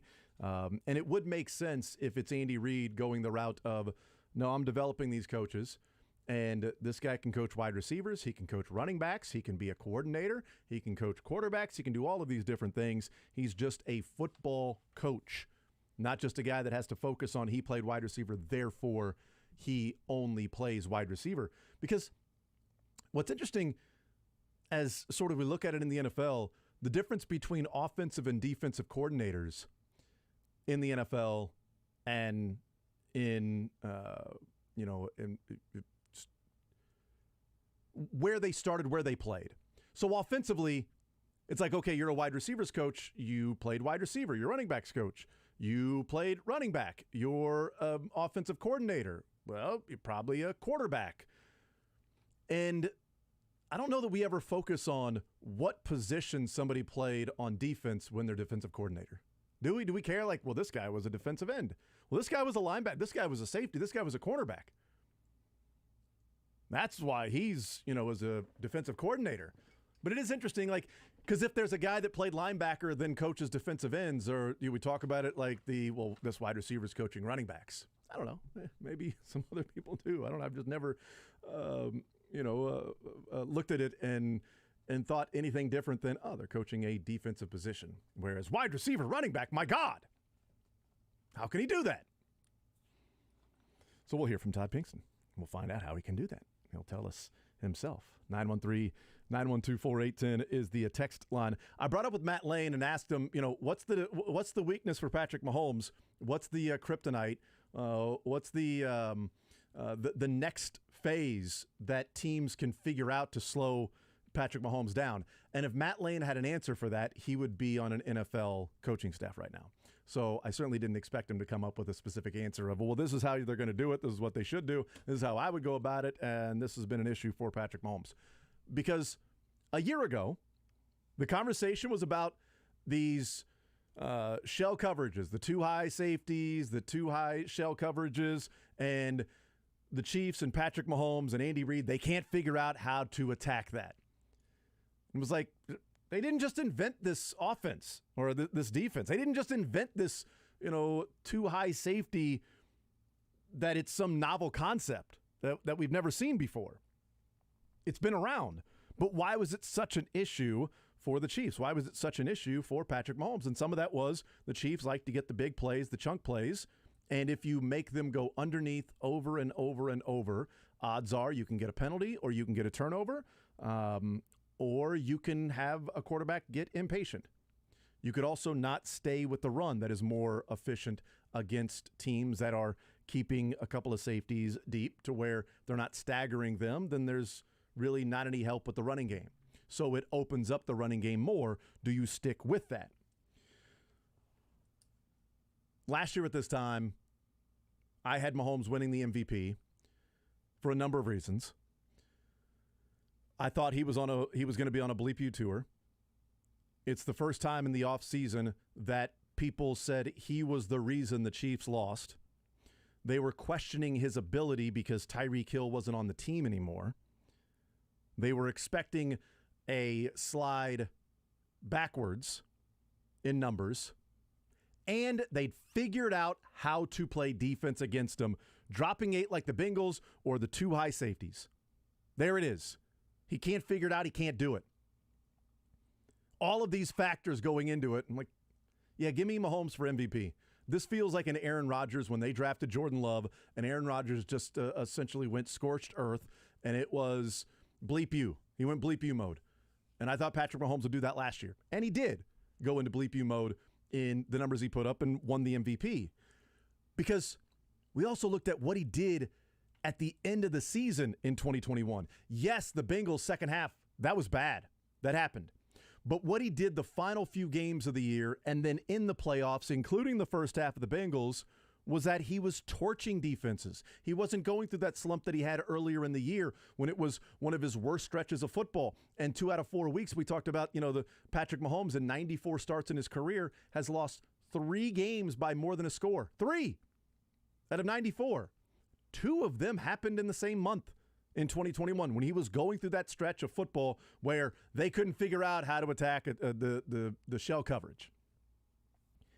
Doug Farrar has a piece up at USA Today that he breaks down quarterbacks and what they're doing against, man-to-man and what they've done against the 2 high safety look and things like that. He writes here, quarterbacks are throwing more interceptions than touchdowns overall against 2 deep stuff, which is why that's where the league is going right now, until offenses figure out how to deal with it. So far, there is one team and one quarterback that has absolutely learned how to deal with it. That would be Super Bowl champion Kansas City Chiefs and that Patrick Mahomes guy. And he writes here, in 2021, against 2 deep coverage, Mahomes dropped back 389 times against 2 deep coverage. He had a passer rating of 85.6 and a total expected points added of, let's just round it to an even number, 25. I'll repeat those numbers as we get into what he did last year to show the stark contrast between 2021 and then just dissecting defenses that thought this is how you do it.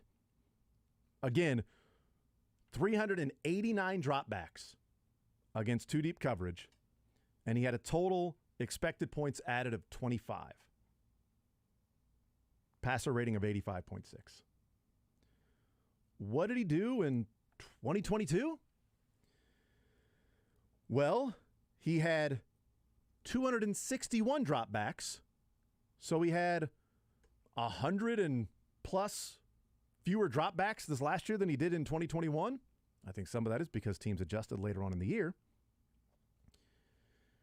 Mahomes ended up with a 104.5 passer rating when teams dropped into the 2 deep of any kind, whether it's, quarter, cover 4, cover 3, cover 2, cover 6, whatever.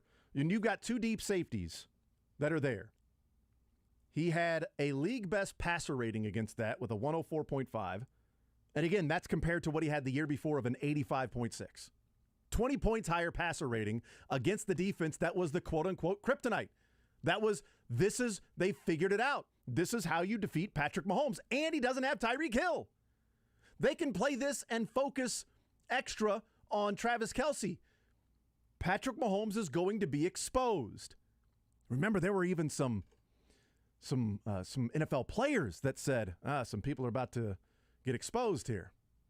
Oh, I wonder what they were talking about. Was it Clyde Edwards-Helaire maybe after the Tyreek Hill trade? I don't know. Was it Tyreek Hill or was it Patrick Mahomes without Tyreek Hill?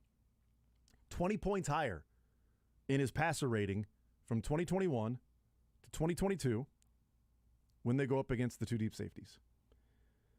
Now, I gave you the number for expected points added. That's cumulative over the course of the season. Again, 2021, 389 dropbacks, total EPA of 25. Okay. 120 fewer dropbacks last year His league best expected points added was almost 63. He more than doubled his expected points added on 120 fewer attempts. That's how brilliant he was against the weakness, against this epiphany of fraudulent Mahomes, that he can't figure out how to beat this too high safety. He just can't do it. He can't throw underneath. He can't help himself. He's got to force it to Tyreek Hill or Travis Kelce. He's always got to go deep. He's not going to take the easy stuff. Then he'll have to get outside the pocket and run around and then just play street ball because he's a one-read quarterback. Oh, that was last year too. And in 120 fewer dropbacks, he more than doubled his expected points added and added 20 points to his passer rating against the same defenses that got him the year before. Where's the adjustment now? Defensive coordinators, they had him. We could have had him, Mav. Defensive coordinators had him. They figured it out. Lou Anarumo, Vic Fangio, these guys had Mahomes' number. He's going to be exposed. There's no Tyreek Hill. They've got the defense. And he went and just destroyed it. Where's the kink in the armor? What's the next one? Where's the weakness? Because as Doug Farrar writes, there's only one quarterback and team that has gone about dissecting this coverage that is so much in vogue now of, NFL defenses. There's only one team that has done that, and that's the Chiefs. Part of that is Andy Reid being brilliant, but he also has Patrick Mahomes to go and do those things. We can talk about, Patrick Mahomes has got Andy Reid, and he's had Tyreek Hill, he's had Travis Kelce, and, that's why he's, Super Bowls and all these numbers. Thank goodness Alex Smith was, on the team with Travis Kelce and Tyreek Hill and Andy Reid. Thank goodness. And I like Alex Smith. He's a fine quarterback. But it's a great baseline of this is what Alex Smith looked like with the group of players and Andy Reid, and this is what an all-time great, if he retires today, could be top 10 quarterback of all time. If he retires today, first ballot Hall of Famer, Patrick Mahomes. And defenses figured something out that was a weakness for him. And he robotically fixed it along with Andy Reid.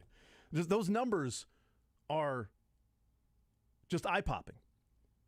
And we'll take a break on this to put it in perspective.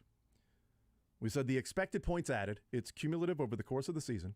The expected points added over the course of the season against two deep coverage. Mahomes had a 62.8, so round up 63. The next closest quarterback had a 36. He almost doubled number two. His EPA against too high last year almost doubled the second highest in the NFL, which was Josh Allen. That's how good he was. Defenses. Next. What do you got? What's next? I guess we'll find out. But right now, there ain't a whole lot. And the Eagles are a team that use a lot of cover four and use the too high safeties. And Mahomes torched them in the second half. Torched them. The only time they didn't score was when they didn't want to in the second half against the Eagles. We'll take a timeout. We'll come back, continue rolling, wrap up this hour next. You're in the zone with Jason Anderson on Sports Radio 810 W.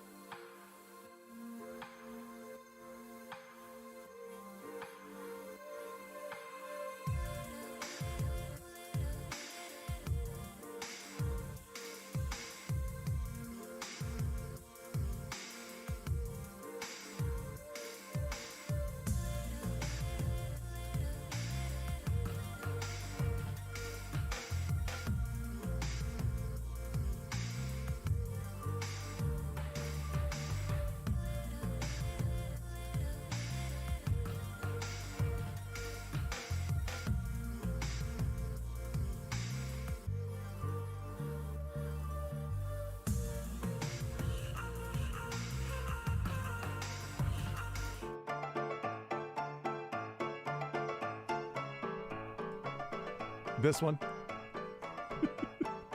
913-912-4810.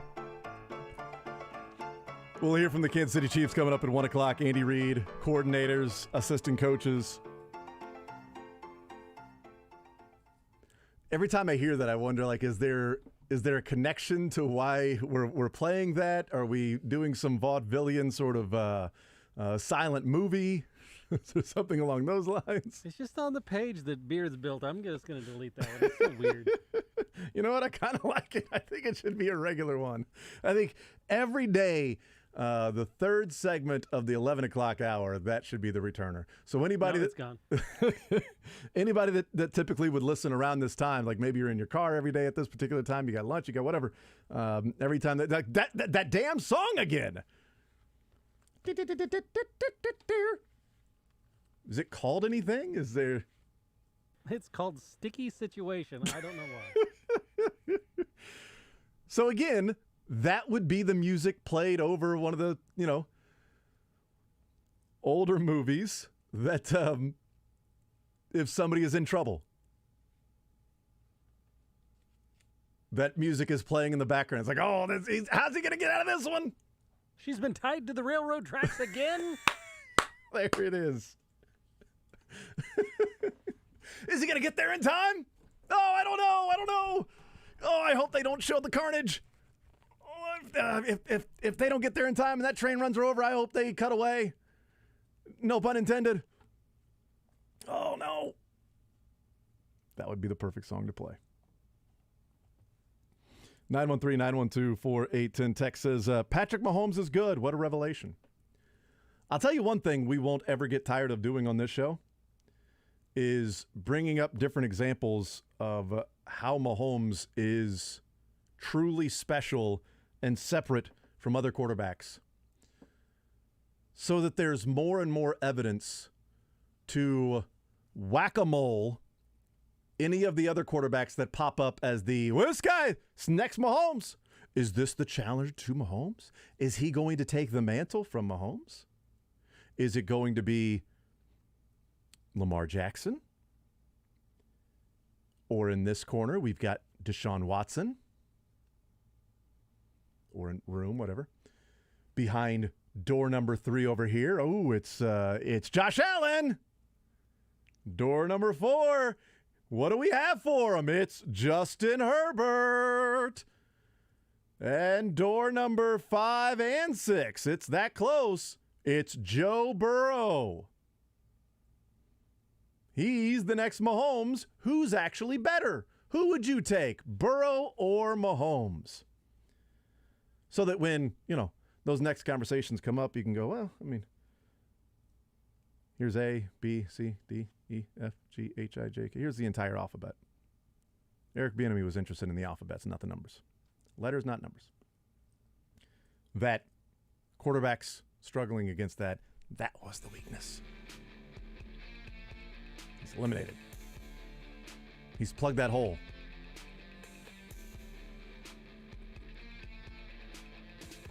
So, but yes, it is a revelation, though. Patrick Mahomes is really good. But he also was a revelation in 2018. And it's been a whole lot of fun since. We'll see who's behind door number 7. Who's that going to be? Is it going to be Trevor Lawrence? Tua? Jalen Hurts? Bryce Young? CJ's? Maybe Anthony Richardson? We'll find out. Caleb Williams. He was called a more refined Patrick Mahomes yesterday. Yeah, we'll find out. Odds are no. Together, we're elevating our potential, our pride.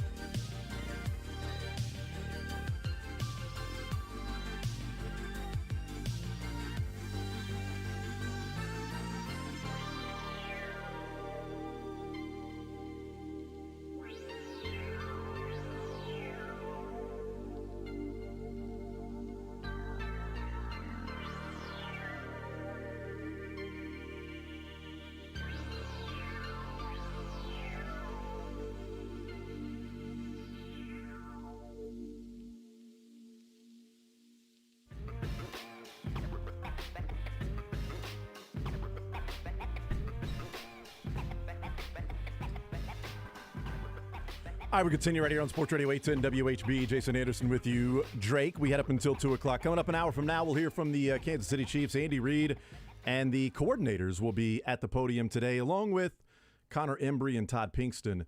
Connor Embry, wide receivers coach, and Todd Pinkston, running backs coach for the Kansas City Chiefs. We'll hear from them coming up an hour from now. No sports or leisure today because the Chiefs do not want us to have nice things.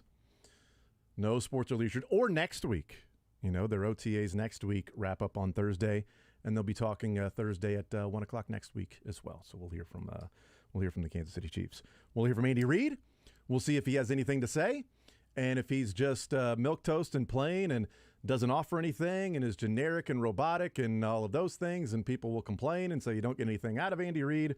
But then also we hear from Eli Drinkwitz as well. And, a couple of days ago at the media days, and then. Yeah, what are the odds that Andy mentions pediatricians today? I hope he does. God, I hope he does. Would somebody ask him, Andy, do you think you should be making more than a pediatrician that saves lives? You think you should be doing that, Andy? Your thoughts? I don't think that'll be a question today. I do think Dave Tobe will be asked about the touchback rule, which we'll get into. I do want to talk about that because, again, I think people missed the boat on when the real complaints should have been about the touchback rule, and maybe because Twitter wasn't going crazy at that time, but we'll get into that. But I do want to bring up the attempted clarification by Eli Drinkwitz yesterday. We talked yesterday, my thoughts on Eli's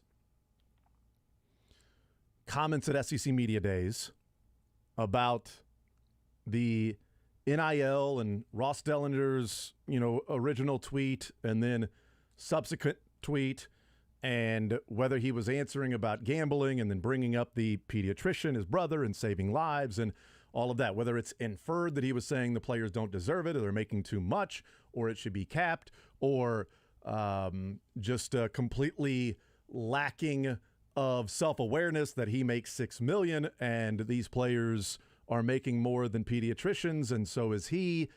That pediatrician saves lives. You're not even getting to 500 in a football season. So who's more valuable there in what you bring to the table or not? Well, you're as valuable as somebody says you are. That's willing to write the check. In Missouri, and Desiree Reed-Francois are writing the check. That's the way they view Eli Drinkwitz. And companies can view athletes now with the NIL of a certain value. And so he said what he said in talking about the players and discussing the question about money in the locker room and gambling and what's going on with the NFL and some of the players that are, getting caught for placing some bets at the team facilities or placing bets just in general on the NFL, but at the team facilities that is not on the NFL in particular. And I do think he made a mistake by trying to present an example of, well, this is what this guy makes, and, our players are making this, which, it's more than this guy, and he saves lives. It was the he saves lives, which makes it to where, yeah, well, now I'm saying these players don't deserve this. Whatever the opinions are on that. I'm not going to go back and relitigate those things and restate what I said yesterday already. Stand by it. But Eli Drinkwitz tried to clarify his comments yesterday afternoon on the Paul Feinbaum show. Here he is. It's about a minute long, and you guys just listen for yourself. And then I've got some thoughts on Eli's, let's just call it attempt at clarifying his comments. I think yesterday was a little bit of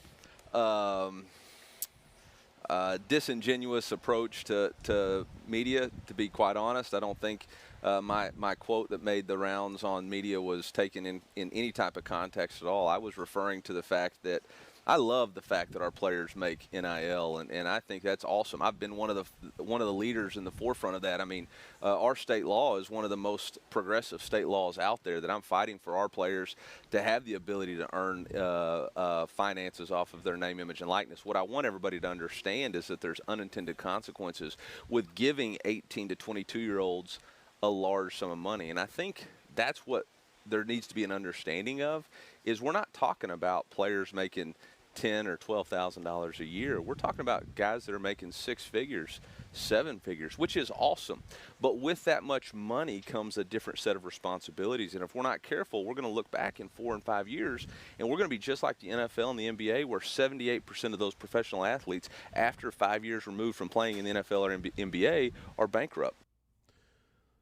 All right. First of all, clarification, not SEC Media Days, but the spring meetings, all of that stuff going on with the SEC and figuring out 8 or 9 games and those things.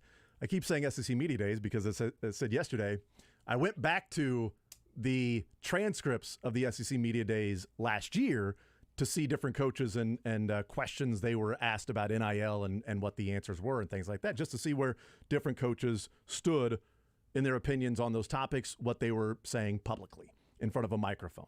And, you know, what Eli Drinkwitz had said about that compared to bringing up his brother-in-law, who's a pediatrician, on Tuesday at the not SEC Media Days, at the spring meetings and all of that stuff.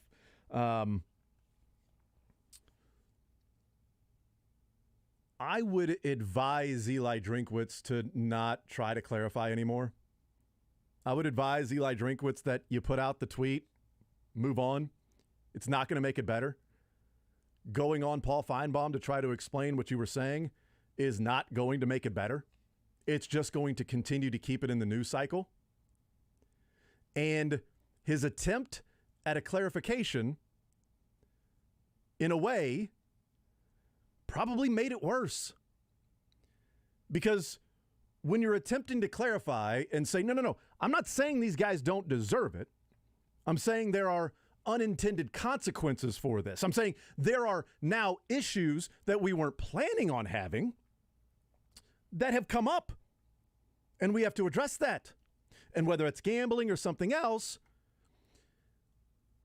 I would have advised him to stop if he's going to clarify, stop when he got to the, well, they're making this and it's great and it's awesome and I appreciate that and they deserve it. 6, 7 figures. It's a lot of money. They deserve it, and I'm happy for them.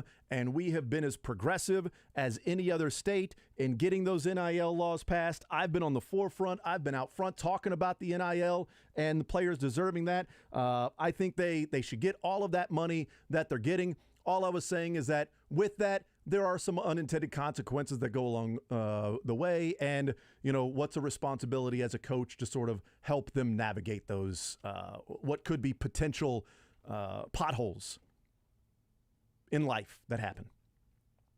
That's the way to answer it.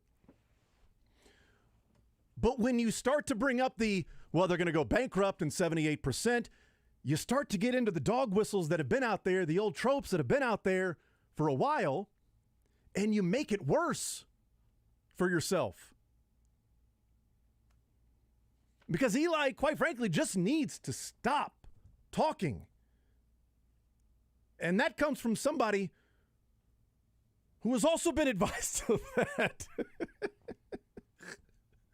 We can smell our own. You know, it's kindred spirits there, Eli and I. But when you start to bring up, these guys, there's so much money in these young people that, we don't want them to all go bankrupt like in, the professional sports.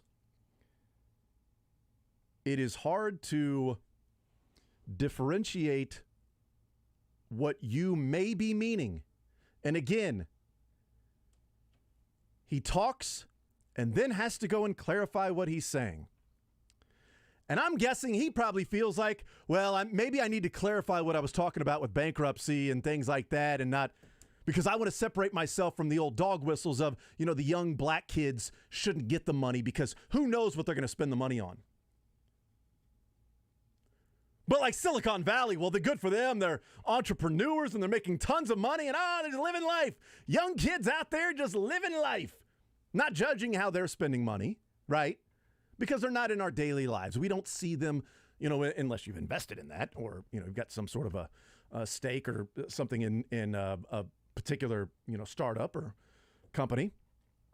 But we see the college athletes. We see them in basketball and football. And we hear they're bankrupt after 2, 3, 4 years from retiring and leaving the NFL or professional sports. There are a number of angles with this to go, and which ways to go and angles to take. I want to start with this. Antoine Walker has been the butt of a lot of jokes throughout the years in that he made $120 million and he's broke. And he did file bankruptcy. There's a lot of jokes about that. I can promise you he's not the first person to lose that much money. There are people with hundreds of millions of dollars and billionaires that have lost that much money. The difference is we make fun of him because that was the money he had. It's all relative. If you've got $10,000 and you invest in something and lose it all, well, you took a chance. If you know the story of Antoine Walker, there were a lot of things that were happening with him. He was incredibly loyal to his friends and family, and he said, after he retired, that his biggest problem that he teaches young players now is learn how to say no. He couldn't. His monthly bill for mortgages, cell phones, and car payments for his friends and family was up to $300,000 a month that he was paying. He also had real estate investments that he lost lots of money on. He didn't just go out and gamble it all away. He didn't spend it on a bunch of cars and then wreck them and just dumb. He made investments, which is what people would advise him to do, right? Make investments that then went belly up. He also had investments in somebody that he trusted that was part of a Ponzi scheme, and that money was gone. We've heard that before. A lot of people have fallen victim to white-collar crime, right?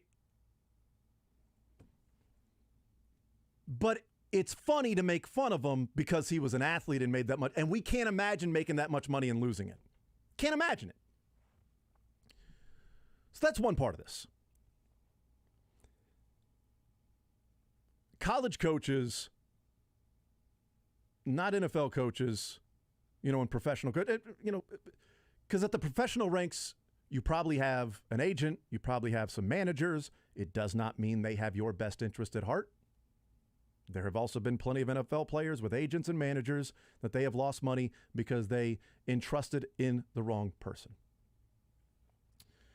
But at the college ranks, in this particular conversation about the money that's there in the locker rooms and players that, you don't want them to, 78% of these professional athletes go bankrupt, and you don't want them to end up being that guy. Here's where I come down on my view of sort of college athletics and the relationship between the players and the coaches.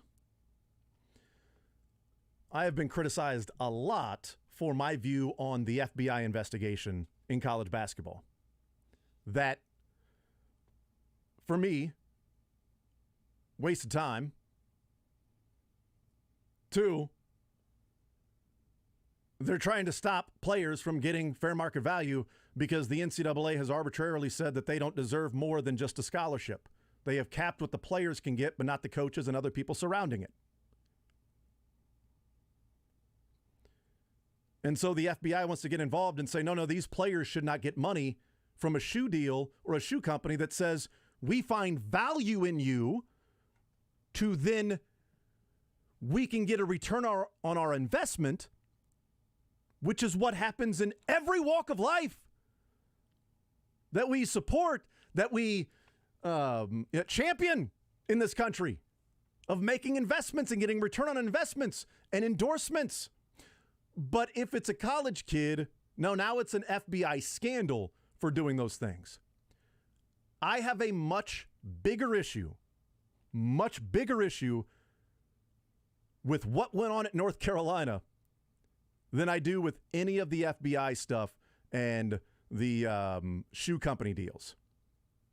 North Carolina, to me, was a much bigger deal. The fake classes, the keep them eligible classes, the classes that were filled with football players to keep them eligible, that the NCAA then said, well, it was open to all students, so therefore it wasn't used as a sports prop to be able to keep some players eligible and get automatic A's in these fake courses? Because any person on campus could take that course. It just happened to be like 50, 60, 70% of all the students in that were athletes there at North Carolina. It just happens to be that there was a strategy in putting kids in these classes. I have a much bigger issue with that, because before NIL happened, the big argument was, okay, if you're a player and you think you deserve more money, you don't like the deal, then don't take the deal. Just don't go play college sports. That's the deal. If that is the deal, then there is a responsibility to hold up the college's end of the deal. And that is not just, well, you get into college and you get to play football. No, the deal is you get into college and you're supposed to get an education. Not just a white piece of paper. Not just a diploma, which can help. It can open up, it can unlock some doors for you. But there's a difference between a job and a career. And my issue with North Carolina is that their responsibility in the deal was to educate athletes. There's personal responsibility that takes place with college athletes of, well, then they should be going to class. Well, let me tell you, somebody who was more interested in the path of least resistance in college to getting a degree than in the educational aspects of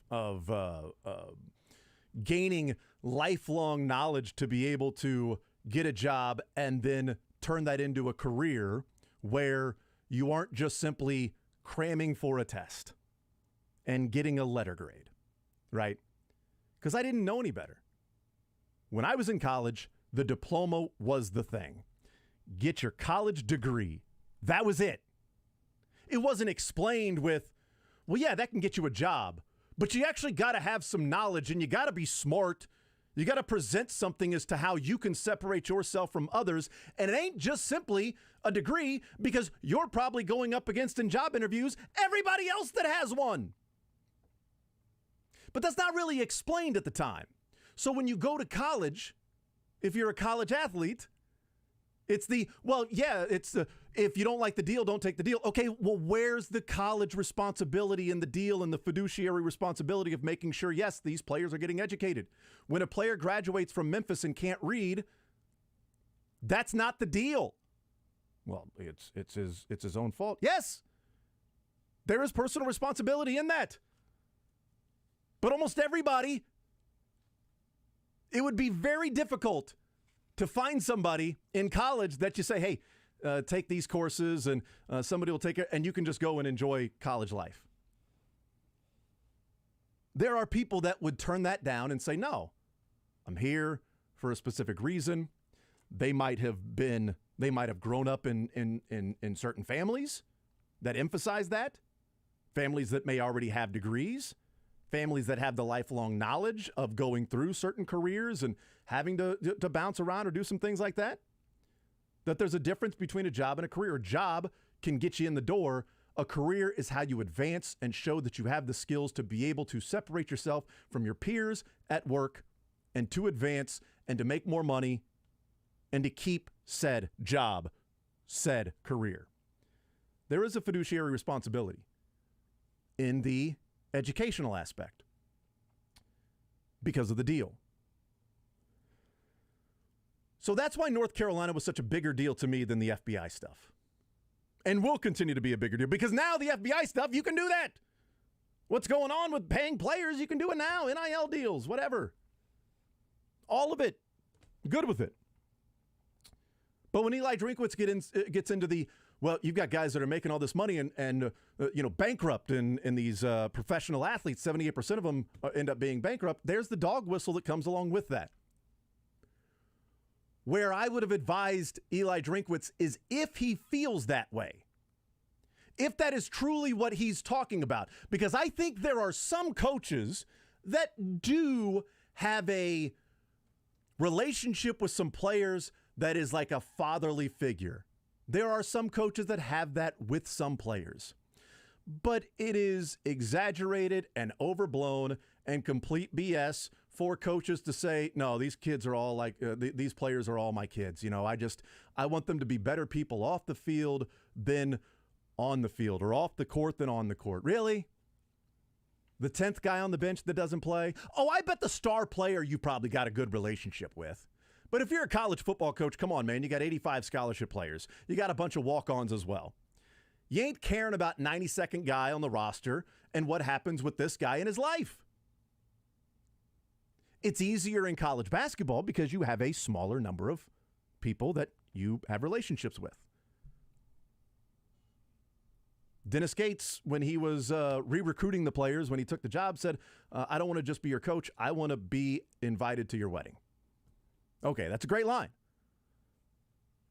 And in a year, from what the players have said, there's evidence to go along with that particular line, and it's more of what he's actually doing versus just saying it. And he ain't the only one. There's other coaches that do it. It's easier in college basketball.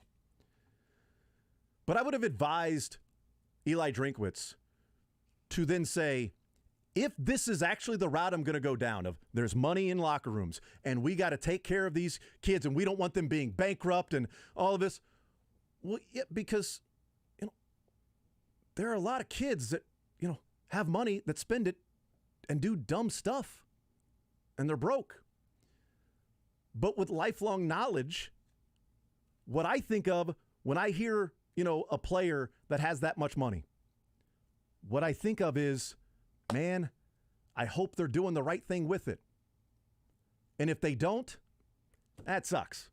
You have fun, you make some mistakes, you do some things, but you don't know because you haven't lived, because you're not in your 30s and 40s. You don't know what life-changing money that is. That's where, to me, the responsibility comes down. And whether advisors are offered or some of those things, there's an element of saying, no, I don't want them spending money because they're dumb. They don't know how to spend the money. That absolutely could be it. There could be that part of it. But when I talk about the fiduciary responsibility of that's the deal, take the deal, or don't take the deal in the educational piece of it, and why I have an issue with North Carolina and not the FBI, I think there's an element of here with the NIL. I've got a buddy from high school who was just killing it as a realtor, selling houses before the housing crisis. Killing it. He's in his early to mid-20s. He was making tons of money, and he was spending it as soon as he made it. Now he's got a wife and 3 kids, and he thinks about the money that he didn't save and use correctly because where his family would be. That's just life. Mistakes are made. So I don't think there's anything wrong. There's nothing wrong with somebody saying, I hope they make good decisions with this.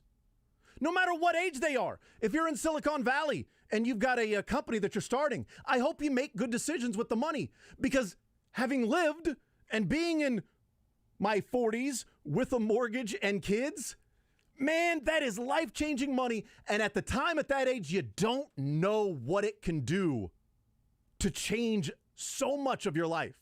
You don't get it. Especially if it's coming, you never think it's going to stop. My buddy didn't. He didn't think it was ever going to stop. Then it did. Then he was broke. And he thought about the money that he spent on stupid stuff that had no value then. So I do think there's an element of, hey, these kids are bringing in the money in NIL, whether they're white, black, whatever it is, that, hey, can we do something above and beyond of just, hey, good luck. Go get them.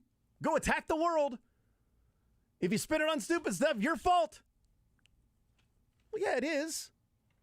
It's not my business what they, want to buy. Wish I had the money. But I can promise you this. If I had that money at the time, I would have done stupid stuff with it. I would have been the ones that they were talking about. Well, it's they're bankrupt. Because you also have to have the structure around you to say, hey, here's what you do, here's what you do, here's what you do, here's the money you do, here's what you can invest with it, this is what you can do. Didn't have anybody in college that was telling me, maybe I could go to an advisor. Hey, what do I do here? Man, I don't know. I'm a college professor. Like, what do you think I'm doing with the money? Oh, if I can go to maybe take an economics class. Okay, great. That would help. They're there. They're available. You can take classes if you want. But setting up some sort of whether it's an infrastructure, and I'm not saying guardrails that, okay, you got to cap it at this, you got to cap it at that, or you're not allowed to spend money there, or you don't know, you're dumb and you're going to spend it on stupid stuff, and this is my problem with college athletes getting money. Oh, because that's out there. And all of that can be thrown into the same bucket of, well, is there something that you can make sure that this money is when this person's in their 40s or 50s or 30s or late 20s that they're going, man, I'm glad I did this. Thanks for the advice on that. Because anybody that's lived now and has a mortgage and kids, you know what even $100,000 could do. I mean, just life, $20,000, life-changing money, life-changing money. I would advise him to just let it go, just move on. He's making it worse. He's making it worse. He can have good intentions all he wants. Maybe he does. Maybe he doesn't. I don't know what's in his heart, what's in his soul. Maybe he has good intentions, but it ain't working. So let it go. Move on. Get it out of the news cycle. The NBA Finals are tonight, and let that take over. And then you can talk in actual SEC Media Days later on this summer. We'll take a timeout. We'll come back. Touchback rule. We'll hear from Dave Toub today. He'll weigh in on the touchback rule. I think people missed the boat of the outrage on the touchback rule. I think the outrage is late to the party. I'll talk about that next. Take the show with you by listening live on 810WHB.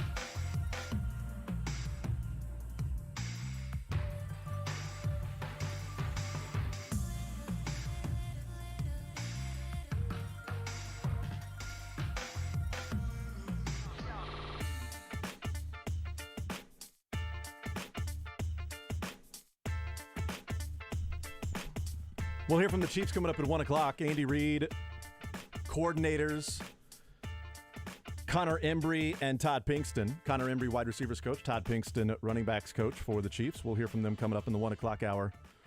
We'll talk tomorrow with Matt Derrick. Shout out to Matt Derrick, by the way.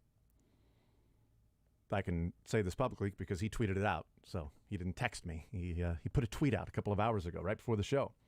Said, little milestone for me today, and he shows a weight scale that says 299.6. So this marks the first time this century my weight has started with the number 2. Said at one point 12 years ago, the weight started with the number 4. Said, hope I can keep the journey going. That's awesome. That is awesome. I haven't seen Matt in a while, man. I wasn't on the show last week, and, Matt hasn't been in for a little while.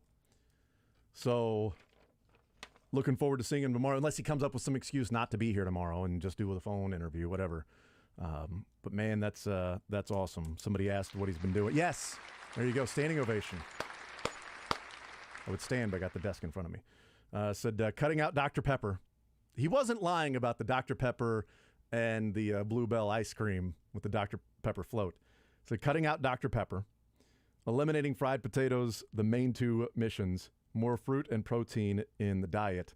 And then he said, let's see if I can keep this up once I get back on the grind of the football season, and you're going out to practices and you're writing and stuff at night, and it might be easier just to let me grab something quick here or there. Yeah, that's probably right. But, man, that is awesome. So proud of Matt Derrick, because I know he has talked about it for the last, year or so, that he's been getting to this goal weight. And, the goal was to get down below 3, but that's not the end goal in his mind. It's to, 1, keep that, but keep going as well. So, awesome. Matt Derrick, proud of you, brother. Well, it's hard, and the older you get, the harder it is. So if it's something you want to do, start today, because it's going to be harder tomorrow. Is that on a card somewhere? No, it's just the truth. No, you are not wrong. Is that because, as you continue to not eat healthy today and tomorrow and the day after that, it then becomes harder and harder, because not only are you older, but you're adding more and more of the not healthy stuff. I say this as somebody that continues to do that every day, and it's like, you know what, next week I'm going to start that workout program. Yeah. Next week I'm going to get right. Maybe if I just ramp up, what if I walk like 2 miles today? Just jump on the treadmill, walk a couple miles, with training or whatever. Now you can do it outside. I'm just going to do that just to get it rolling. I don't know, man. Still need to catch up on Ted Lasso. Of course, you could do that if you're on a treadmill. But I'm 4 episodes behind still. I got some work to do. The series finale. It's the only one I've got left. Series finale. So I have been trying to avoid anything Ted Lasso, muting the words, finale, all of that muted on Twitter, because I don't want to see any spoiler alerts or anything like that. So don't tell. What? No! Come on. That can't be the end. No. So hopefully I'll be able to watch that tonight, depending on when the NBA Finals game gets over. The alien invasion was totally out of the blue. Shocked everybody. Why did they do that? It just jumped the shark. They literally had somebody jump over a shark. Come on, guys. All right, 913-912-4810. So Dave Tobe will be asked about the touchback rule. And Andy Reid lamented the touchback rule. A lot of people have done that. Can we play Matthew Slater real quick? Matthew Slater, special teams stud throughout his career. Matthew Slater was asked about it yesterday and weighed in on his thoughts on at least the public message from the NFL about safety for players, this being a part of it. But he weighs in on the new kickoff rule. My understanding that the powers that be think that this is going to improve player safety and health. I'm just not convinced that our league is always going to do what's in the best interest of our players. I understand that we want to reduce head injuries and things of that nature, but we don't always act as if player health and safety is paramount. We can talk about the Thursday night games. That's an easy one. That's low-hanging fruit. But we can also talk about the issues that our players experience once they leave the game. Why is it that we have to fight for health care beyond 5 years out of the game? Why is it that when players go to file for benefits in terms of disability, they're having to jump through hoops nonstop? Why is it that we're continuing to fight the battle that we're fighting about grass versus turf? I just don't believe that this is truly in the name of player health and safety. What I do believe is we want to portray ourselves a certain way to the public, to you guys, that says we care about the players. But I can give you a long list of examples, and I've been around this game for almost 40 years. I can give you a long list of examples where the league and the powers that be do not act in the best interest of the players. If we're really concerned with player safety and health, let's talk about some of the real issues that are going to impact player safety and health. Let's not talk about a play where over 99% of the time when the ball is kicked off is injury-free. Those are the facts. Those are the stats. I mean, you can go look them up yourself. It is a difficult position for the NFL to be in to talk about these things or player safety when a week before that they approved flexing Thursday Night Football. They've approved multiple Thursday Night Football games. It is difficult to try to play both sides of that. I think you can. I think it's a tough line to walk. I think you can. I think you say, well, there's a responsibility to our broadcast partners, but where we can in the middle of a game, we are trying to eliminate some of the bigger collision plays. Football, basketball is a contact sport. Football is a collision sport. I mean, it's about guys colliding. But I think the frustration and the vitriol and the reaction, I think is about 10 years too late. Or maybe even more than that, too late. I want to give you some of these numbers. So from 2016 to 2022, so that's 7 years, last 7 years, touchback percentage was averaging 59.3%. So 60% of all kickoffs were touchbacks. 60%. Why did I use 2016? Well, because 2016 is when they moved the ball to the 25-yard line on a touchback. From 2011 to 2015, well, you know what? I'll just go the other way. I'll go the other way. 2005 to 2010. Let's do that. 2005 to 2010. The ball was at the 30-yard line. In 2011, kicking off from your own 30-yard line. 2011, they moved the ball to the 35-yard line. 2016, they moved the ball to the 25-yard line on a touchback. So those are two different rules that they have implemented since 2010, and they're going to implement one more. But let's see where the stark contrast is here, and where the real change in how the game is played from kickoffs, or just eliminating them totally.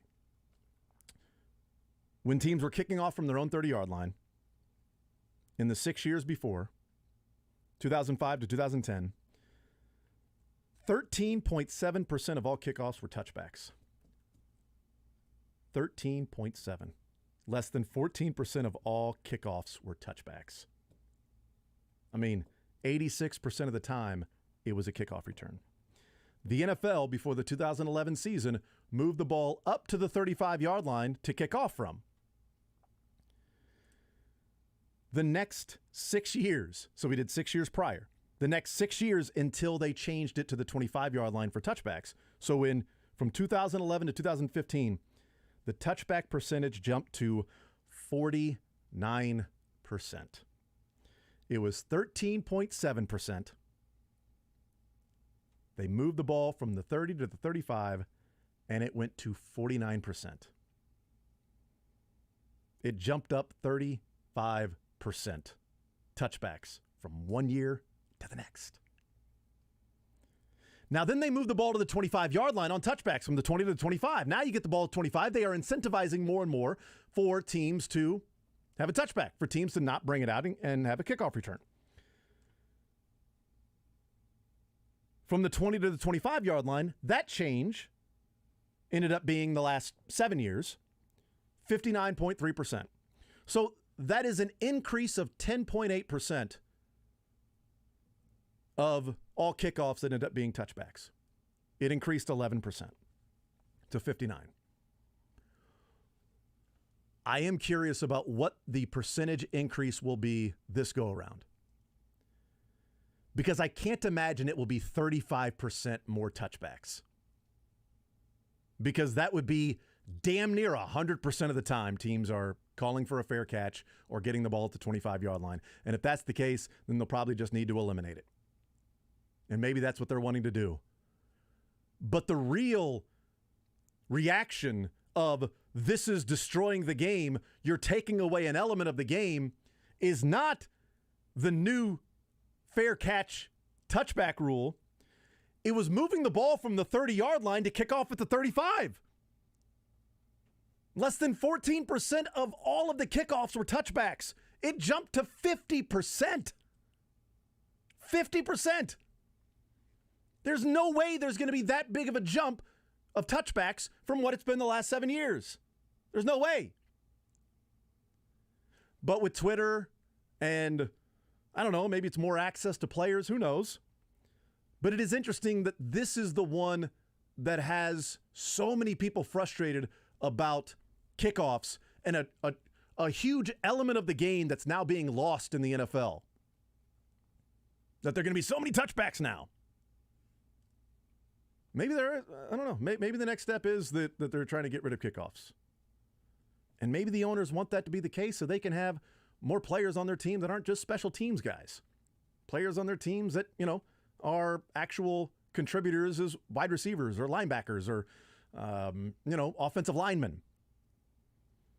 Didn't mean to use guys that actually would be on special teams, but you know what I mean. Offensive linemen, defensive tackles, whatever it might be. If you're using the 53, that you don't have to have 5 or 6 that are just these guys are special teams. That's what they're on them. And I can understand Matthew Slater because that's his career. I mean, he was the man when it came to that. We'll see what the increase is. But from 2010 to this last year, touchbacks have increased 46%. They have gone up 46%. Touchbacks have. And yet this is the rule that has everybody going crazy. I'm not sure. We'll hear what Dave Toub has to say in the 1 o'clock hour. Andy Reid, Dave Toub, Matt Nagy, Steve Spagnuolo, Connor Embry, the wide receivers coach for the Chiefs, and Todd Pinkston, running backs coach for the Chiefs, coming up in the 1 o'clock hour. We take a timeout. We come back. More Zone next. Want to see more of The Zone? Watch the show live on the Sports Radio 810 WHB Facebook, Twitter, YouTube, and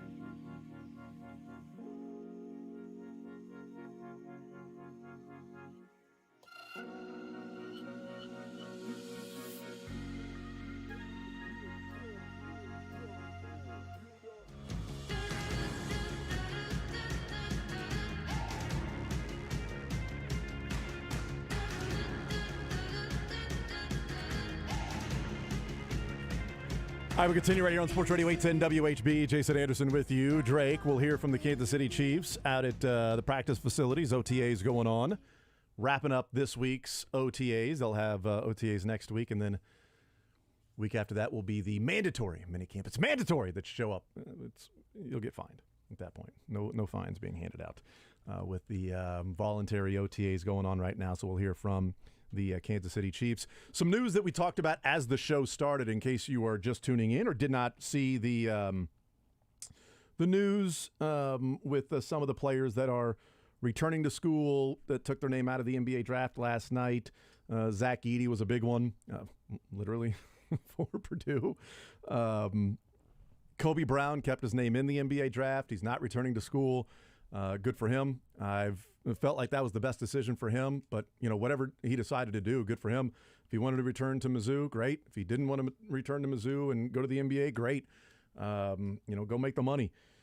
Wherever it was, he was going to make some money, which is awesome.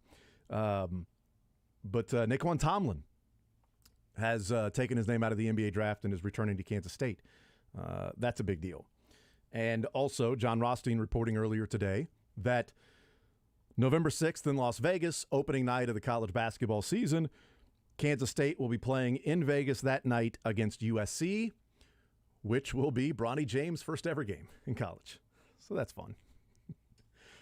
It is pretty cool, though, just because there will be a lot of people tuning in to watch that.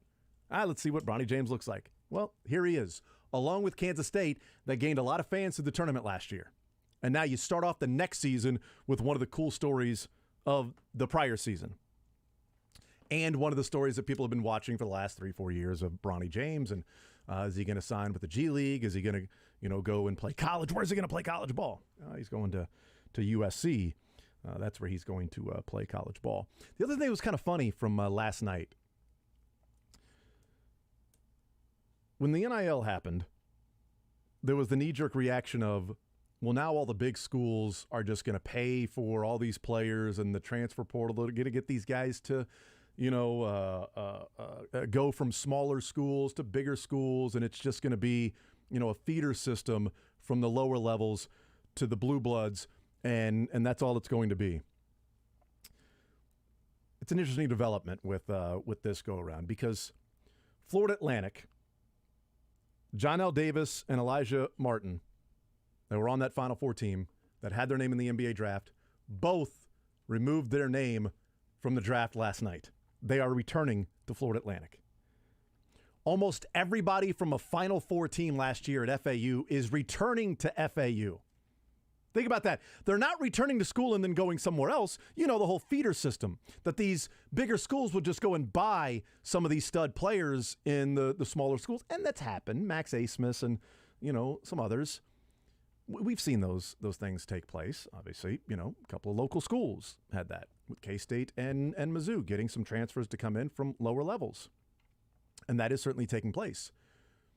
But the whole thought that, all of these guys are just going to go somewhere else, John L. Davis and Elijah Martin are returning to FAU. Almost the entirety of a Final Four team is back, not just in college, but at FAU. And Kentucky has 7 scholarship players. They've lost people to the portal. They've lost people to the pros. And Antonio Reeves, who had his name in the NBA draft, who was one of the better shooters in college basketball last year, took his name out of the NBA draft, but has not decided if he's going to return to Kentucky or transfer. Now, the transfer portal window is closed, but if he takes enough classes this summer, he'll graduate and he can be a grad transfer. So he can then play immediately and transfer. So the transfer portal will not affect him.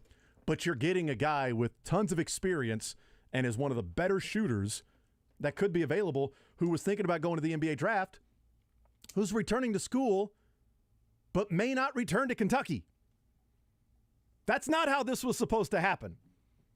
It wasn't supposed to be the big blue bloods with a lot of money that would lose players to other schools. It was supposed to be the smaller schools getting bought out from their players because there was so much money in the blue bloods.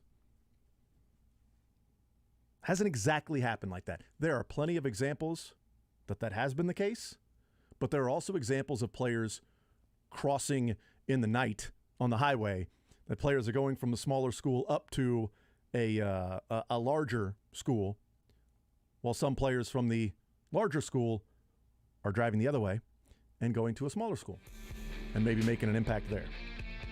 Might not be equitable, but it's not a hard and fast rule just across the board that it's going to be all these players are going to go to bigger schools.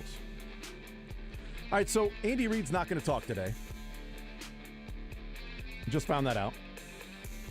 We will hear from, on the other side of the break, when OTAs wrap up, we'll hear from Matt Nagy. We'll hear from Dave Toub.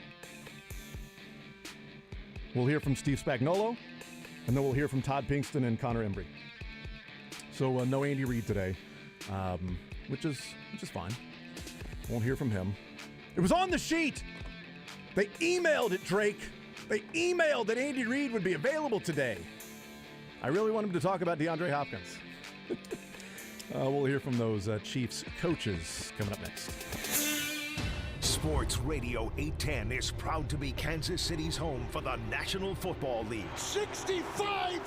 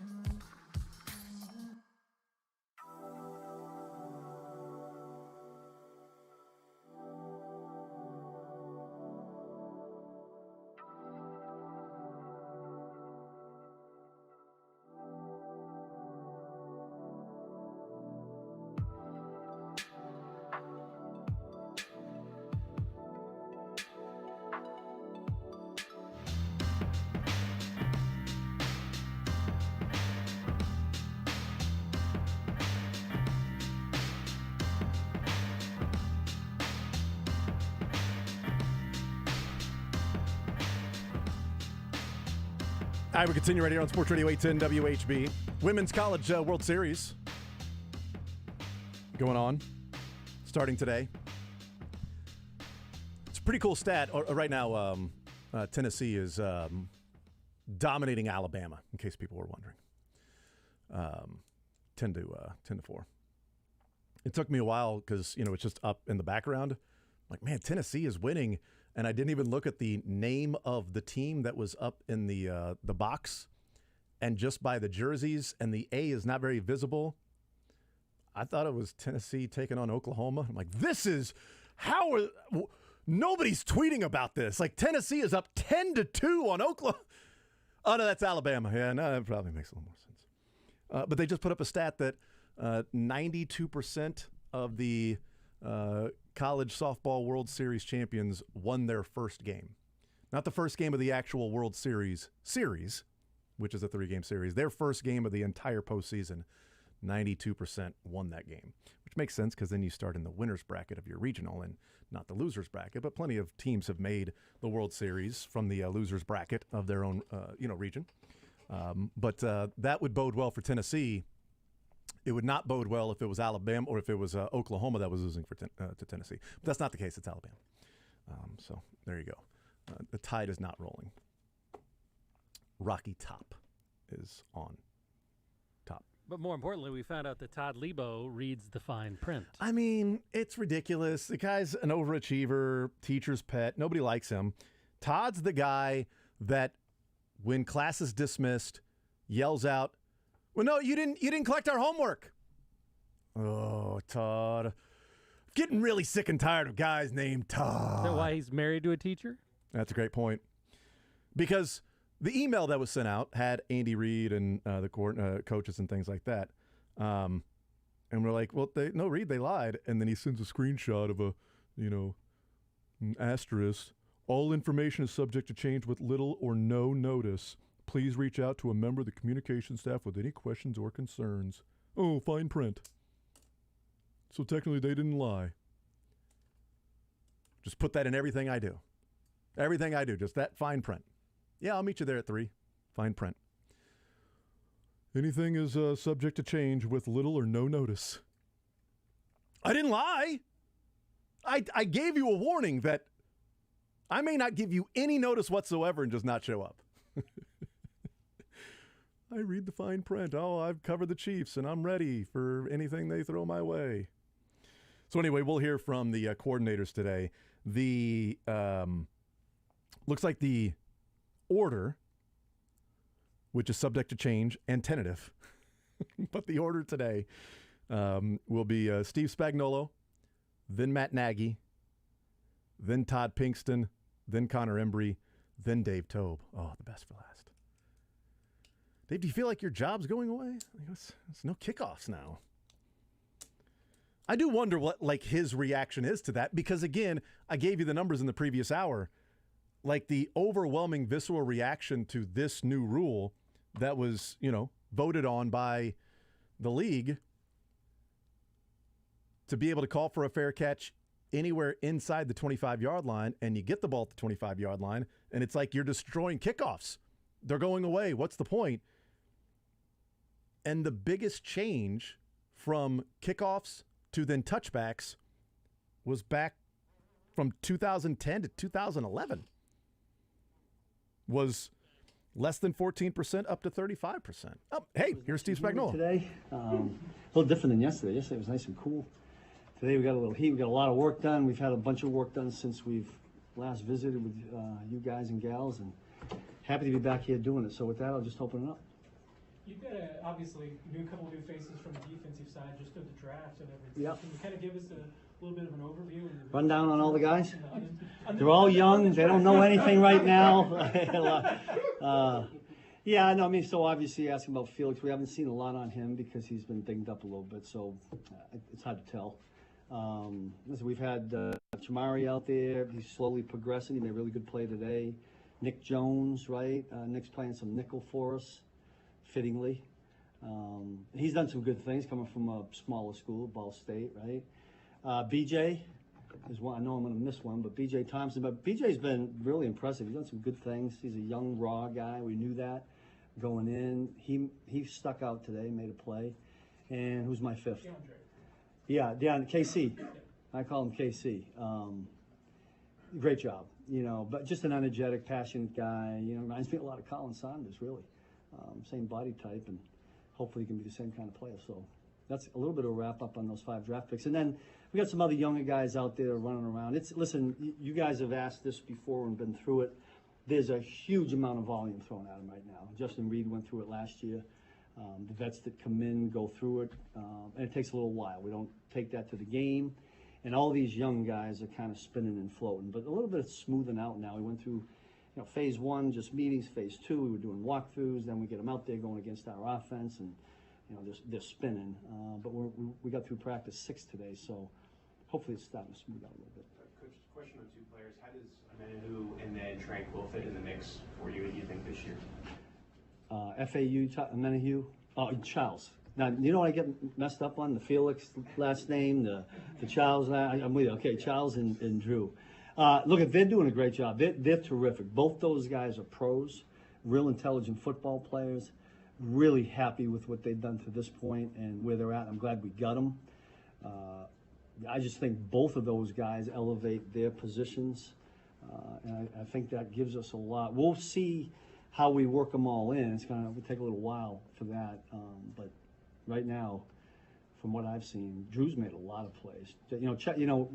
For a lineman in these practices, we can't finish. You got to stay away from the quarterback, and they pull up, so it's a little bit tougher to tell there. But love the way both those guys operate. When you throw all this stuff at them, you have the rookies all together at the beginning. So when they get around the veterans, it changes for them. Have you seen, generally speaking, what you'd like to see from that transition from inundating them with stuff and kind of going along the learning process? Yeah, each guy's different, right? So they came in the rookie mini camp, and now we stayed very basic there because they were going against the offense. And where it started to pile up for them was they were home a week, I think. They went home a week, then they came back, and they were 1 week of phase 2. And we didn't slow down the veterans group. We didn't go back and slow down for them. They just had to pick right up. So they've been playing catch up from the beginning. And each guy's different. Some of the guys stand out and they're really sharp. Other guys, it takes a little while, but I do think for the most part it smooths out. You know what? When it typically smooths out is when they make that first really good play, right? They get a little bit of confidence. Like I saw Shamari make that today. I'm hoping that translates to him get a little bit more confidence. These guys, more than anything, when they come in here, gaining confidence is huge. Steve, when it comes to edge rushers, you guys, since you've been here, brought in a number of guys late in the game, whether it's Terrell Suggs or Melvin Ingram or last year, Carlos Dunlap. I know that's Brett's deal, but if this is your group, if this is who you go into the season with, you feel pretty good about that bunch? Yeah, right now. Now, listen, I still got to see. We know what George has been here, right? Mike Dana. We know. We don't know Charles. We know what he did. So we don't know Felix, right? Way too early on that. Now, Malik Herring and Josh Kando, I really, really am hopeful for those two guys to surface. They've been here for a while. They know what we're doing. But, it's up to them to take that next step. And both of those guys, I think, have done a really good job to this point. Those are the 6 I think we're talking about, right? But you're right. We thank God for Brett in the last few years where we've been able to. Carlos, I think we got early, right? Some training camp or something. And I'm sure we would try to do that again either way. Maybe I guess the hope is that we don't have to, right? That'd be a good problem to have. Coach, when you look at your second-year DBs like Ryan, Jalen, and Joshua, how much more comfortable do they look now than they did this time of year? You can just ask them, and Trent included, right? The 5 of them. NJ is out there doing a great job. I sat with them and was somewhere with them a week ago, and they're like light years ahead. And they feel it, and it's different, and they're confident. The first day we went out there for a walkthrough. The communication and the time. Now, I'm including Justin Reed in that because last year was all new for him, too. Even though he was a vet, the system was new. And those guys just, from a verbal and being kind of tied into that standpoint, they were just gelling. Couple more. It looks like you have Nick Jones and Bootle working the inside right now. Yeah. When it comes to top guys, I know they're not working, but do you anticipate McDuffie being that guy for this year? Yeah, I think that we would never give up on always having Trent and LJ ready to play in there. I don't think that'll change. Love for another guy to surface, so that when we want to keep LJ and Trent outside, somebody can go in there. Whether that happens or not, I don't know. If that doesn't happen, then one of those two will be in there, and a little bit will be depending on who we're playing, what the matchups are. But both those guys can play in there, and we're trying to find another one. Last one. Justin Reed worked with Juan Thornhill last year.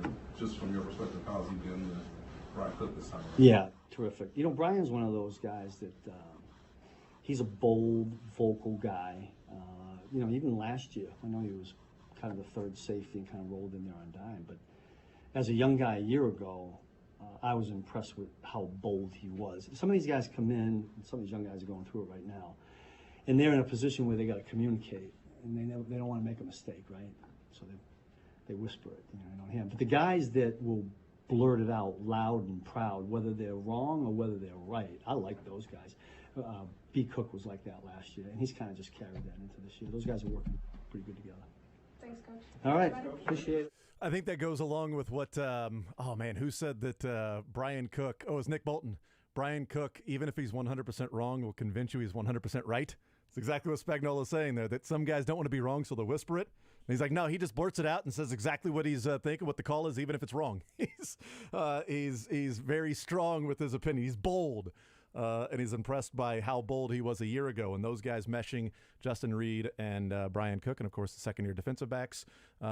Here is, I believe, Matt Nagy is going to be talking right now. Here's Matt Nagy. Really just in football in general, just from the season last year was such a joy. It was a lot of fun. Like I said before, familiar faces for me. But now we're back at it. Short off season, which we'll trade off any year, and we get back to it. Matt, what do you guys lose in Juju moving on, and how do you replace and fill that void? Yeah, Juju did such a great job last year coming in, learning the system.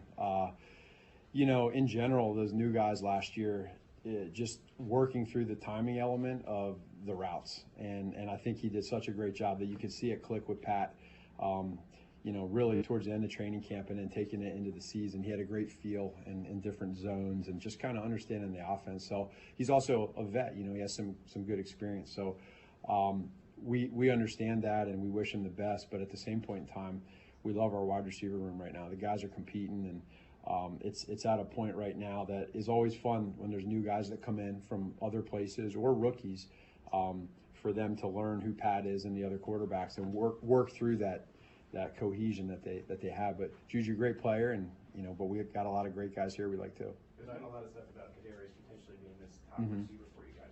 What makes him that internally for you? Well, I think we all see what he can do when the football's in his hands. And again, the same type of deal. He comes over halfway through the season. It's a whole new offense. He's got to learn the ins and outs. And so you have that point. And he was able to do that. And it's exciting now for us to be able to take that to year two and build that relationship with Pat. But he's super talented with football in his hands. And he's been that way his entire life in his football career.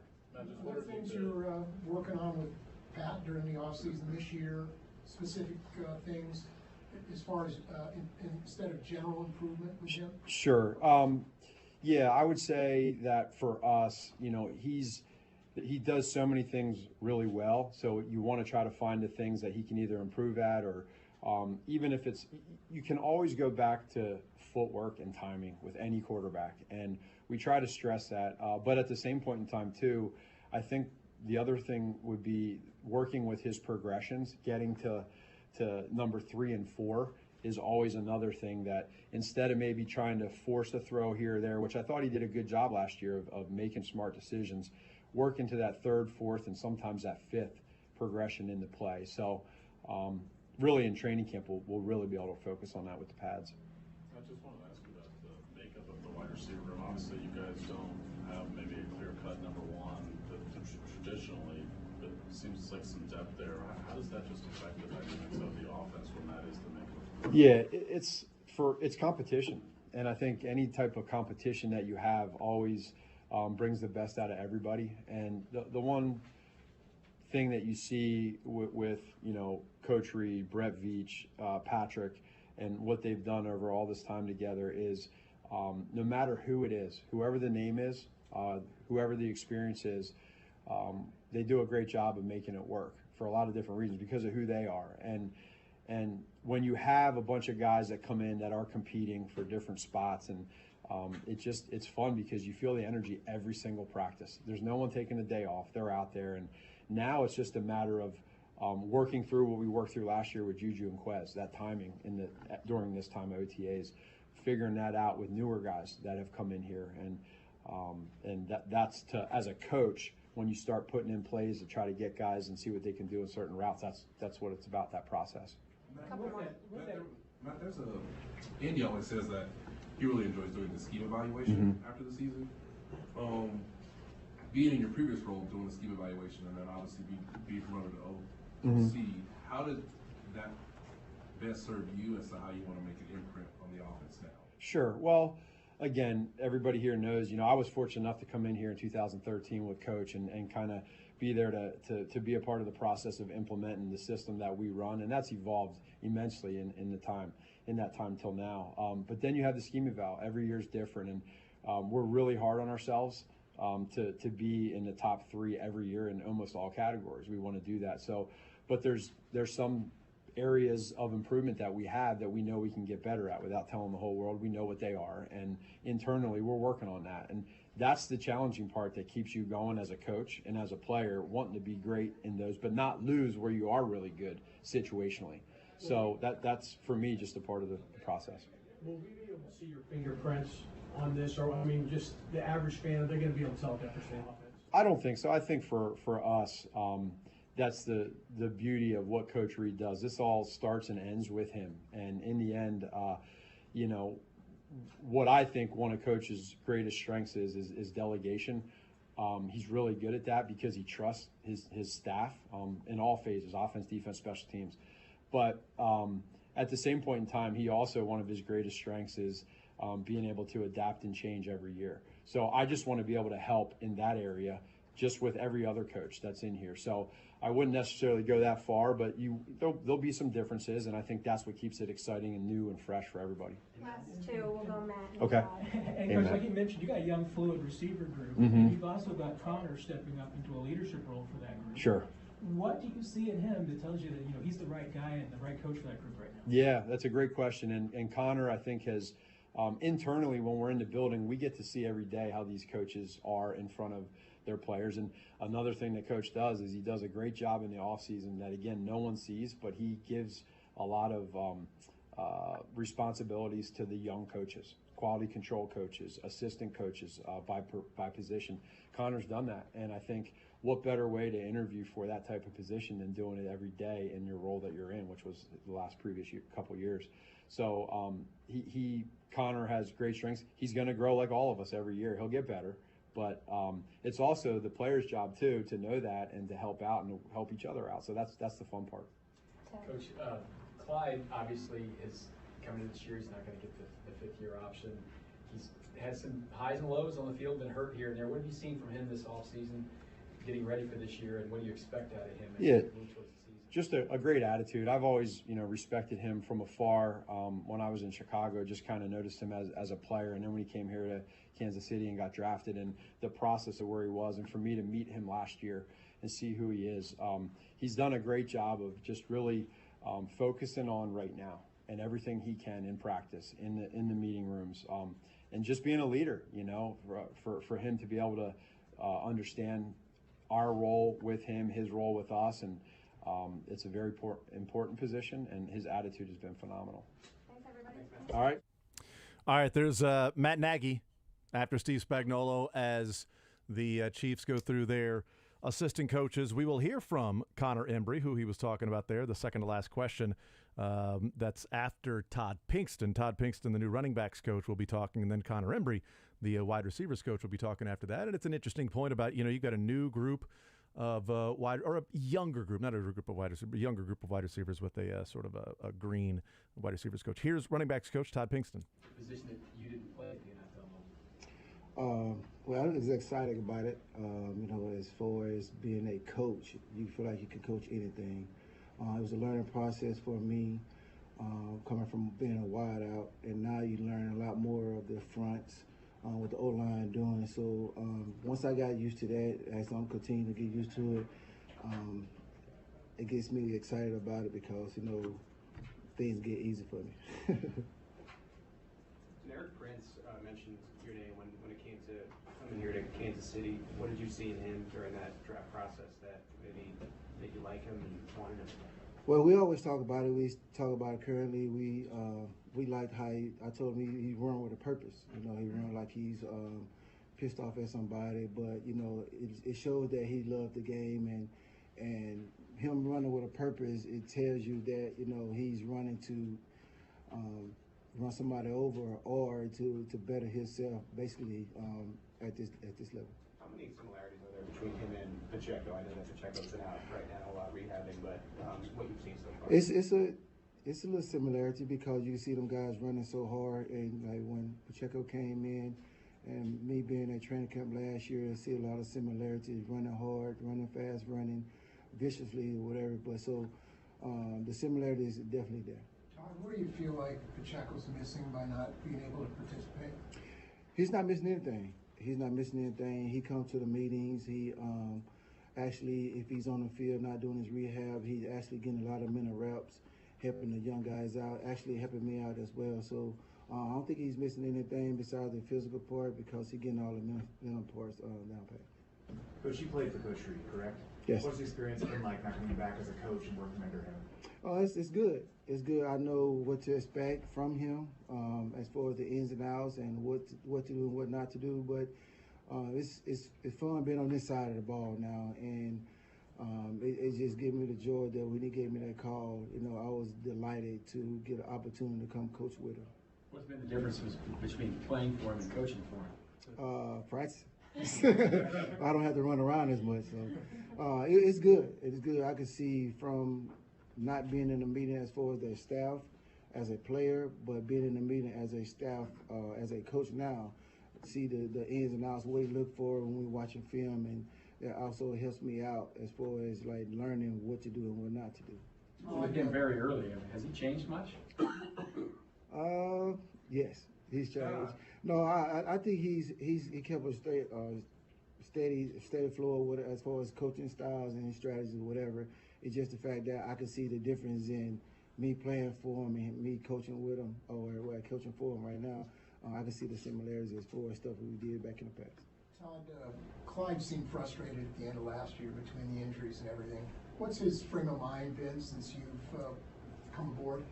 It's been good. It's been good. When we had our Zoom meeting before we started our phase 2, you know, I had all the running backs to give me your goals going into the OTAs, and he wanted to be a lot more vocal, and he's been doing that, helping me out along the way, along with Coach Elliott, the running back coach, and helping the young guys out. Well, actually, DP helping us out, and his mind frame is totally different. I told him press the reset button and start from scratch, and we can go from there. As a former NFL player, you can speak to this. How easy is that to press the reset button? Yeah, it's very easy. All you gotta do is just press it in the brain or whatever. Okay, let me give me a fresh start or whatever. But like I said, Clyde's been great to us in our room, and I think he's gonna do well for us.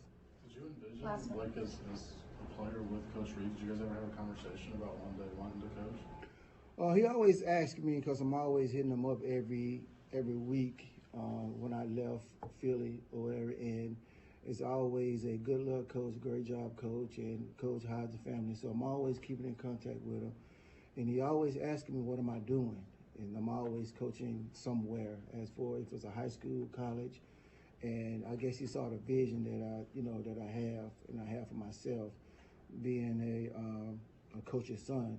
I guess he saw it in me, so he gave me the opportunity to come be intern with him last OTAs and last training camp, and he saw something in me, I guess, to bring me aboard.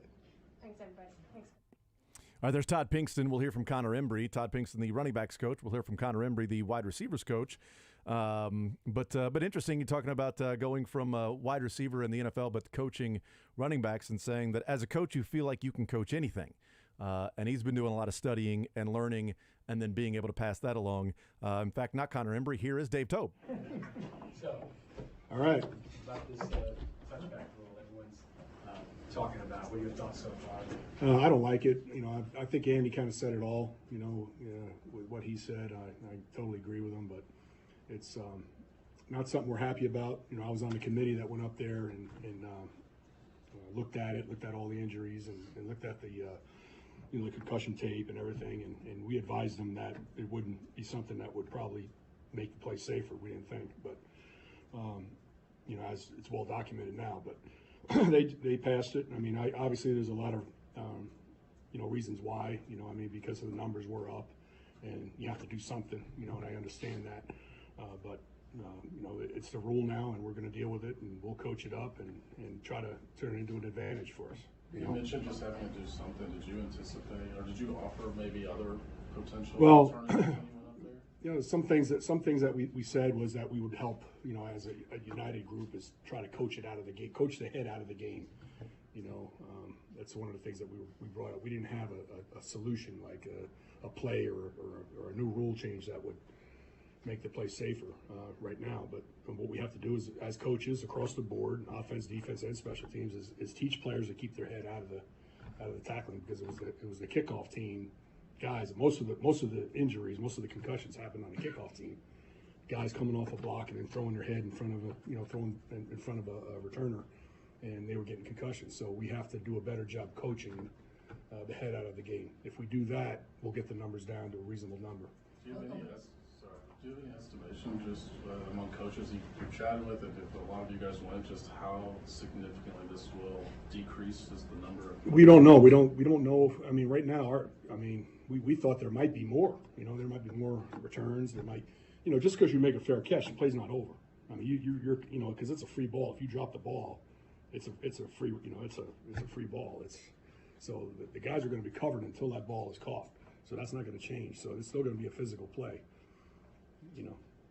Other than you losing a potentially exciting play, what are your issues with the new rule? What specifically? I just think there's a lot of strategy involved. You know, if you're a team that's trying to get back into the game, like you're behind and you're on kickoff and you're trying to create a turnover, try to pin a team, make them go the long distance. You know, one of the strategies was to kick it high and try to tackle them inside the 10. Maybe, you know, force them to return it, maybe force a turnover. They have to maybe cause a penalty, maybe a fumble, you know, whatever, you know, and get the ball back. You know, I mean, really for your offense. I mean, that was a huge strategy. That's now, you know, if you're a good kickoff team that's going to loop the ball down, they could just fair catch it and, you know, and then get the ball at the 25 every time and kind of take that away. So it was a big, you know, strategic thing that was taken away from us as special teams coaches. You've always been an aggressive guy in terms of run kicks back. Yes. I know you're not going to give us anything specific, but are there in general, do you see you guys using that much when you're the return team? We'll use it in certain circumstances, like, you know, if we're up in a game, for instance, and you know, and we don't want to take a shot on goal because they kick the ball to us, and it might be better for the team just to fair catch it and take it at the 25. We'll do it, you know, but it's not something that we're going to do a lot. I'm going to tell you that. You know, if they kick the ball to us, we're returning it. You guys know that. We want everybody on the same page. We're going to be aggressive. You can't have it both ways. Your kickoff return team, when they turn and run, they have to think that you're coming out with it every time. If they're back there looking to see if he's fair catching or not, the guy's running by him, and you have nothing. So you have to be all on the same page. It has to be one or the other. The XFL's got the interesting rule where they have the guys off the line of scrimmage just moved all the way down and they kick it off. Did you guys consider that? Yeah, we did. We looked at that. We looked at tape, you know, on the up in NFL Films in Jersey. We watched it. It's something that we could possibly go to someday. I mean, that could be the next step. Who knows? But it is something that I like it because there's more return. There's returns, and they put the ball back at the 30. You're kicking off from the 30, and I love it because there's more returns. It seems that Kadarius and Pacheco might have expanded roles this year, especially after last year. Do you anticipate having new returners? Oh yeah, I do. I do anticipate that. You know, some guys that are doing really well right now. You probably want to know Prince is looking good as a running back. He reminds me so much of, you guys remember Nile Davis? He reminds me of Nile. He even has the same number. Didn't do it in college, but you know, he's showing traits right now that so much. He reminds me so much of Nile that it's kind of scary. You know, and Nile was pretty good for us. You know, as he went on, obviously the touchdowns, and you know, so I see him in that role. Richie James is a guy that, you know, he's got experience, did it in NFL games, that's huge, as we know. And he's definitely in the mix. Ross, the other one, at number 85, he's another guy that got great speed. Had injury problems at Cincinnati, but if he could stay healthy, he's definitely in the mix. He's probably one of our fastest players back there. And then you still got Sky and you got Amir. We have a bunch of guys that are possible guys that can do that for us. A couple more. I know you're not running things like live and tackling people. And last year you lost some of your key special teams guys, and you had to work these new guys into it. You're going to have probably more of a group for a second year. Yeah, everything goes in cycles. Like last year, we had the cycle of young players, and they did a great job, and they got better and better as the year went on. And then obviously in the playoffs, we were reaching our peak. It took a while to get there, but we were playing good football then when we needed to. They're all back. All those guys are back, so they're going to be that much better. Now we got a new group of young players coming in. So as a group, I predict it will be better, right from the start. Anybody that you can tell that's gonna help you early? Of the new young players, I know it's hard right now. it's really hard. I'm excited about the linebacker. I talked about Prince. I'm excited about the young linebackers, Moore and Jones, the two free agent kids that we have. I like the kids that we drafted, Connor and Jones. Yeah, both of those guys are going to help us right off the bat. And then the D lineman, the defensive end, possibly some role play, but not so much as a four-phase guy. But I'm excited about the young players, but really it's those last year's young players that are getting better that we're gonna, guys like Cochran and Nazi. He towards the end of the year, Nazi Johnson as a gunner, he was playing better than anybody in the league. So I'm excited about him. He'll probably be our number one gunner coming in the next year. Last two, Neil, Sam. Go ahead, Neil. Coach, you had some huge plays, both in the AFC Championship game on returns that set up what ended up being game-winning field goal, which was another big play. The Super Bowl, a huge return, and of course you win it on a field goal. Yeah. Can you talk about how sweet it is to play good in the biggest game? It was really sweet because of the way the year went.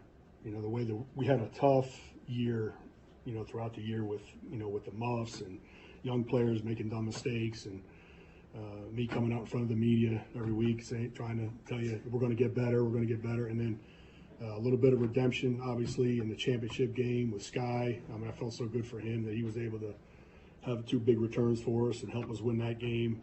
And then the punt return, obviously in the Super Bowl with Kadarius, was huge, and it was a big. It was good for the whole group, whole room was so elated about that. And then Bucker being able to kick the game winner with his ankle, starting off at the first game with a sprained ankle, and all year long he was dealing with that. Being able to put it all together when we needed it most meant a lot. Dave, this is probably what you just said might be your answer to this, but I just wanted to, if I could tap into what leads you to think that aggression is the way to go with returns and things like that, especially obviously. Why is it? Yeah, I just wondered what prompts you to. How are you going to score a touchdown if you don't return it? If you just take a fair catch, if they're kicking the ball to you and everybody gets their blocks and you have the ball kicked to you in a situation, you return it. You block it up and you go. Like I said, there will be times when it'll be a special play when we fair catch it, but you'll be able to tell that we're doing that. He's going to be protected. We'll have guys out and blocking in front of him, and he'll be able to catch it, and we'll take the ball at 25 when we need it. But we're going to stay aggressive. Thanks, everybody. Thanks, everybody.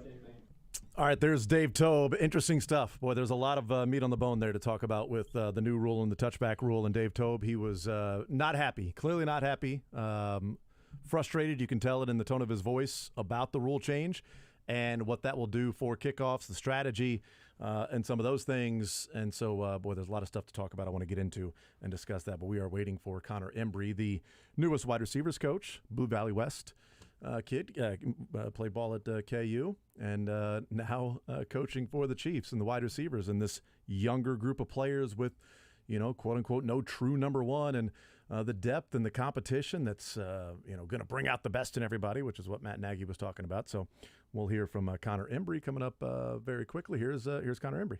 If you could take us through maybe like your history coming up here. We know you went to Blue Valley West. Yeah, Blue Valley West. So yeah, I've been. I'm a coach's son, so I've been moving around my whole life, pretty much.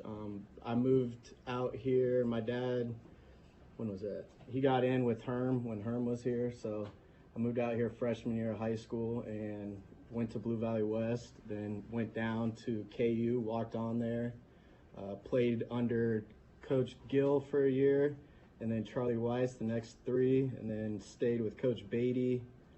GA'd there for 2 years, and then kind of hopped around some high school, went up to San Fran with my dad, did a Bill Walsh internship out there, and then Eric Bieniemy helped me get out here. So I've been here since 2019, so it's been good. It seems like you're a young guy, right? But you go through that resume. It's a lot of work to get here. What have the past couple of years like been here when you're just way behind the scenes doing things, and now I guess the accomplishment of being a position coach for this particular franchise? Yeah, I mean it's a lot. Yeah, I'm young, but I've been around it my whole life. Like I said, my dad's been in this business. My brother's a coach for the Jets. My uncle is a high school coach out in Santa Margarita, California. But yeah, it's just always been in my blood. I grew up wanting to be a coach. So it takes Coach Reed puts a lot on us.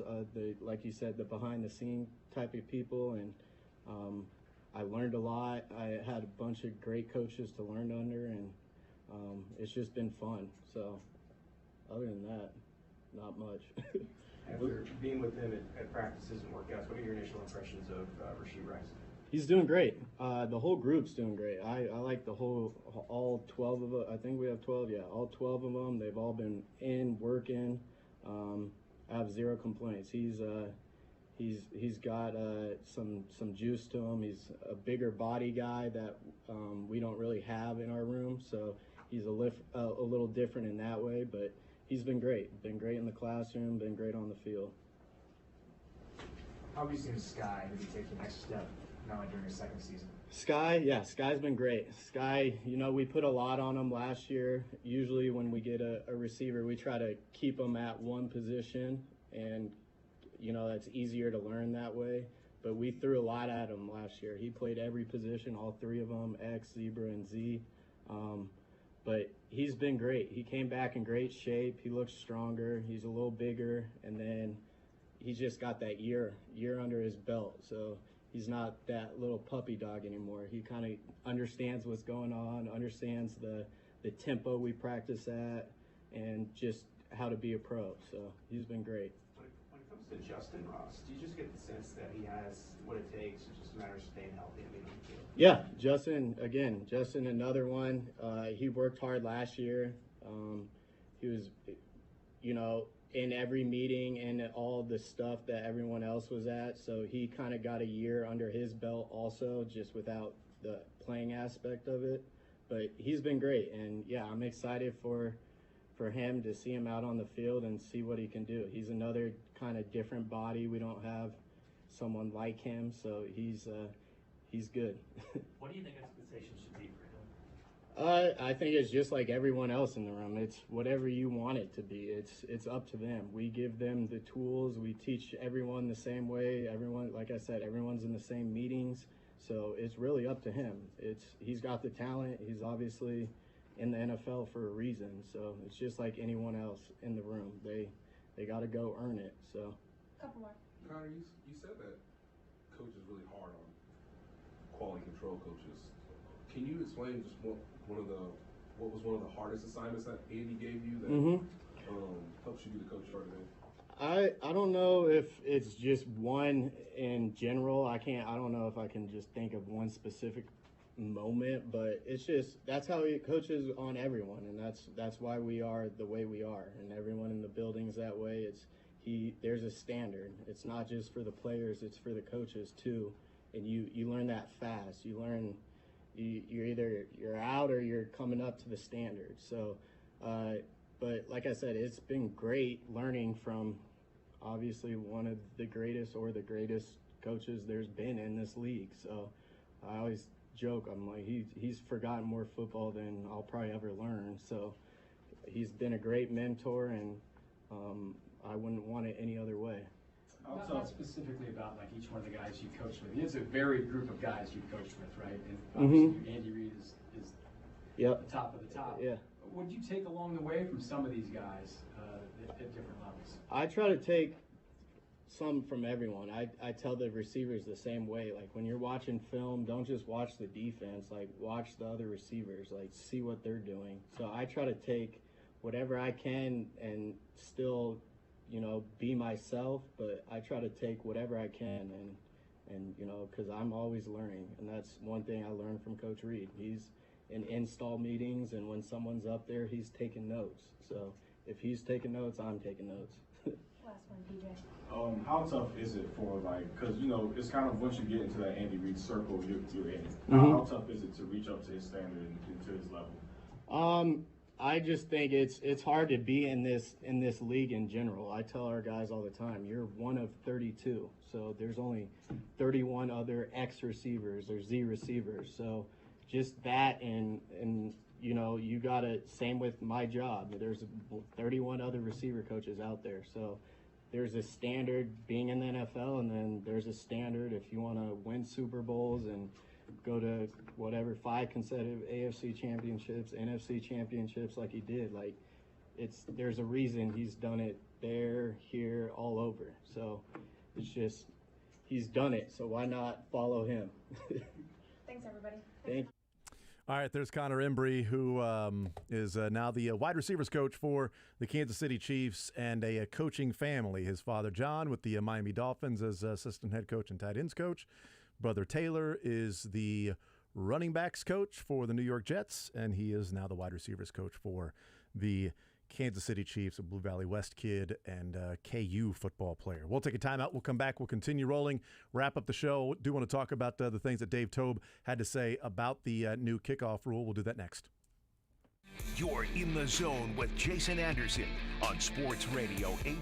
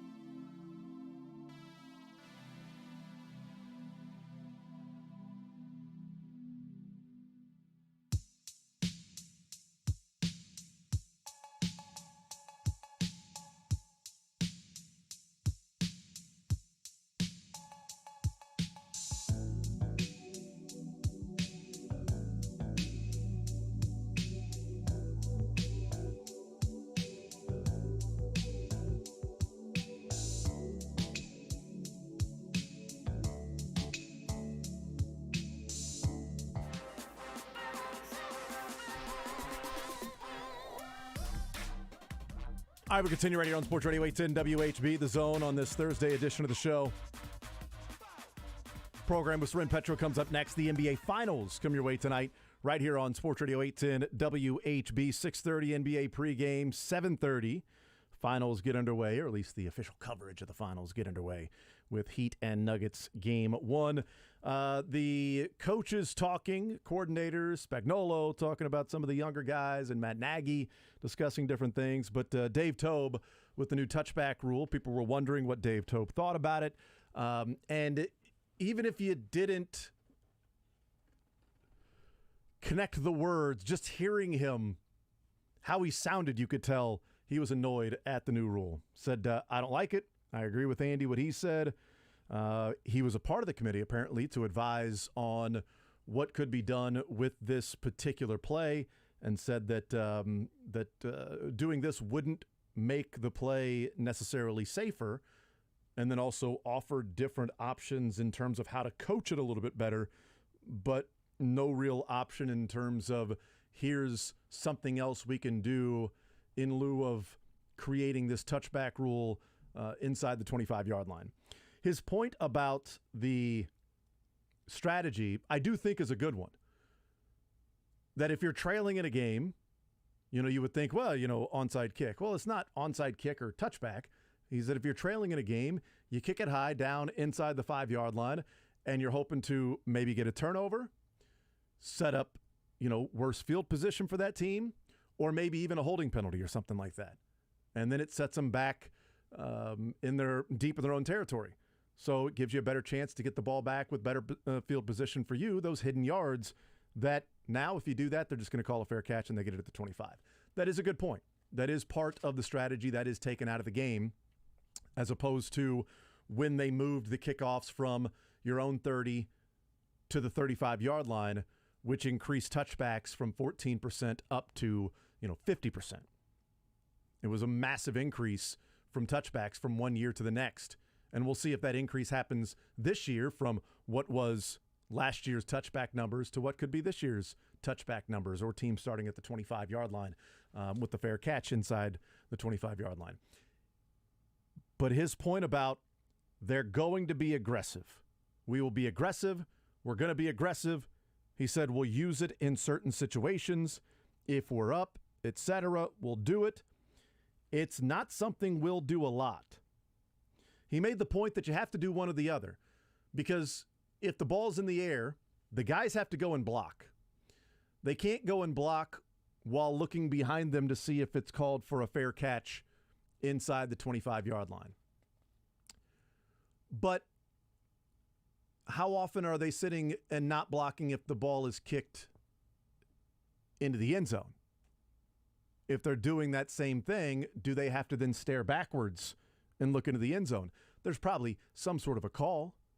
I know the closer blockers to the returner can look back and see the returner hold his arms out to his side with the closed fist as the ball is landing. That, they're just taking this thing at the 25-yard line.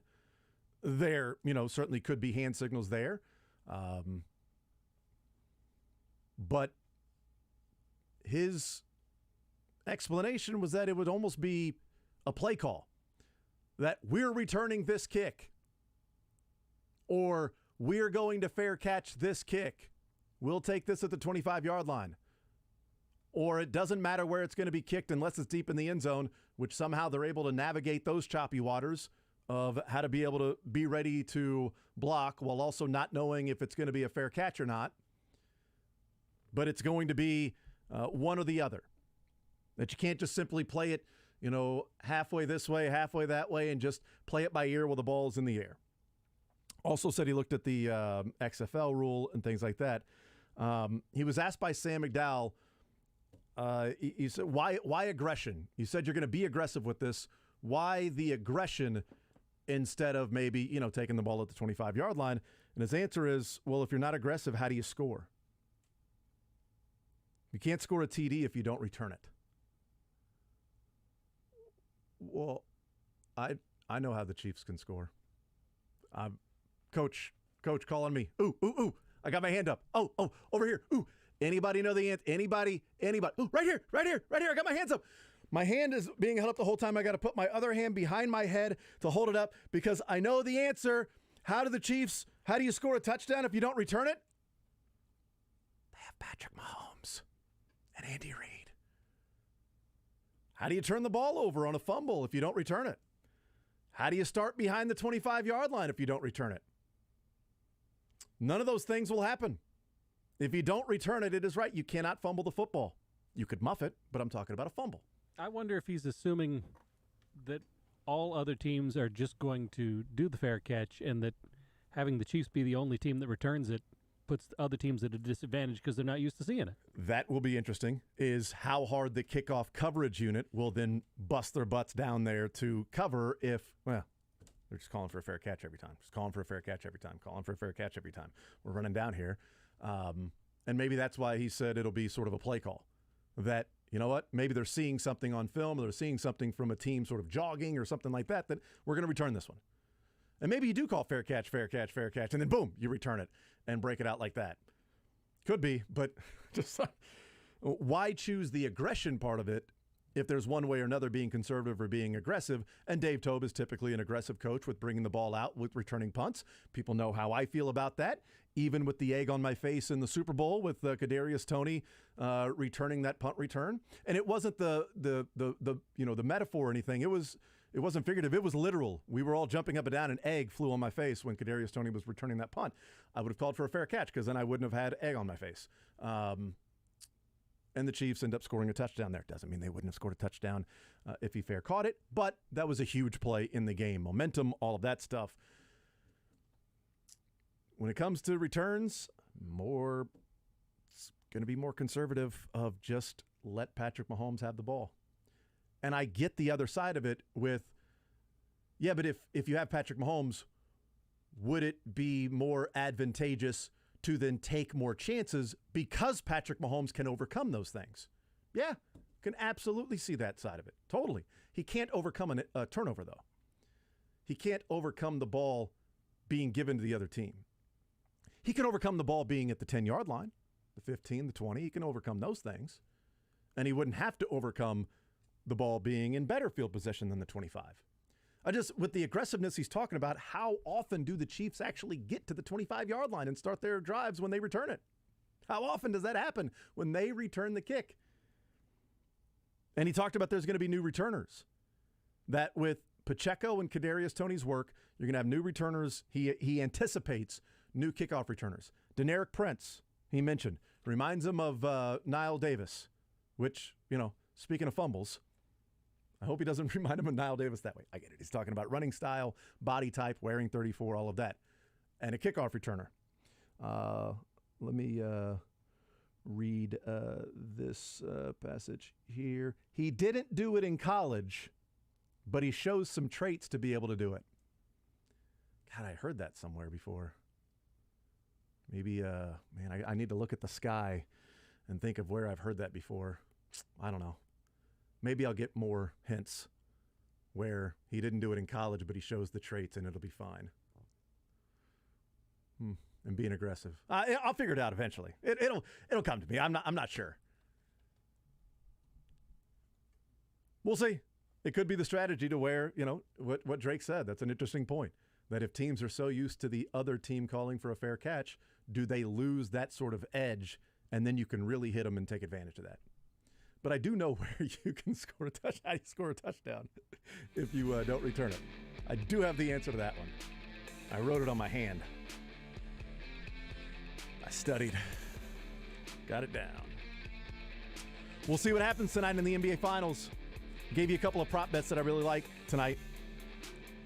I like Michael Porter Jr. over 15.5 points because I believe the Miami Heat's 2-3 zone will overcorrect when Jokic and Jamal Murray have the ball, which will leave some of the pieces on the wing open for easier shots. And there's not that length on the Miami Heat to get out and really get in the face of Michael Porter Jr., who's pretty tall. I got him over 15.5 points. I got Bruce Brown over 11.5 points. I like Jamal Murray over 3.5 3-pointers, and I'm going to put some money tonight on Jokic with a triple-double. We'll see what happens tonight. We'll talk to you tomorrow. The program next, NBA Finals Game 1 tonight. This is an important notice to consumers facing $10,000 or more in credit card debt, medical bills, or other unsecured debt. You may not be required to pay it all back because there are special programs now in effect that will significantly reduce the amount you will owe if you qualify. This is not bankruptcy or a debt consolidation loan. These programs, which the credit card companies like to keep secret, exist to aid American consumers struggling with overwhelming credit card debt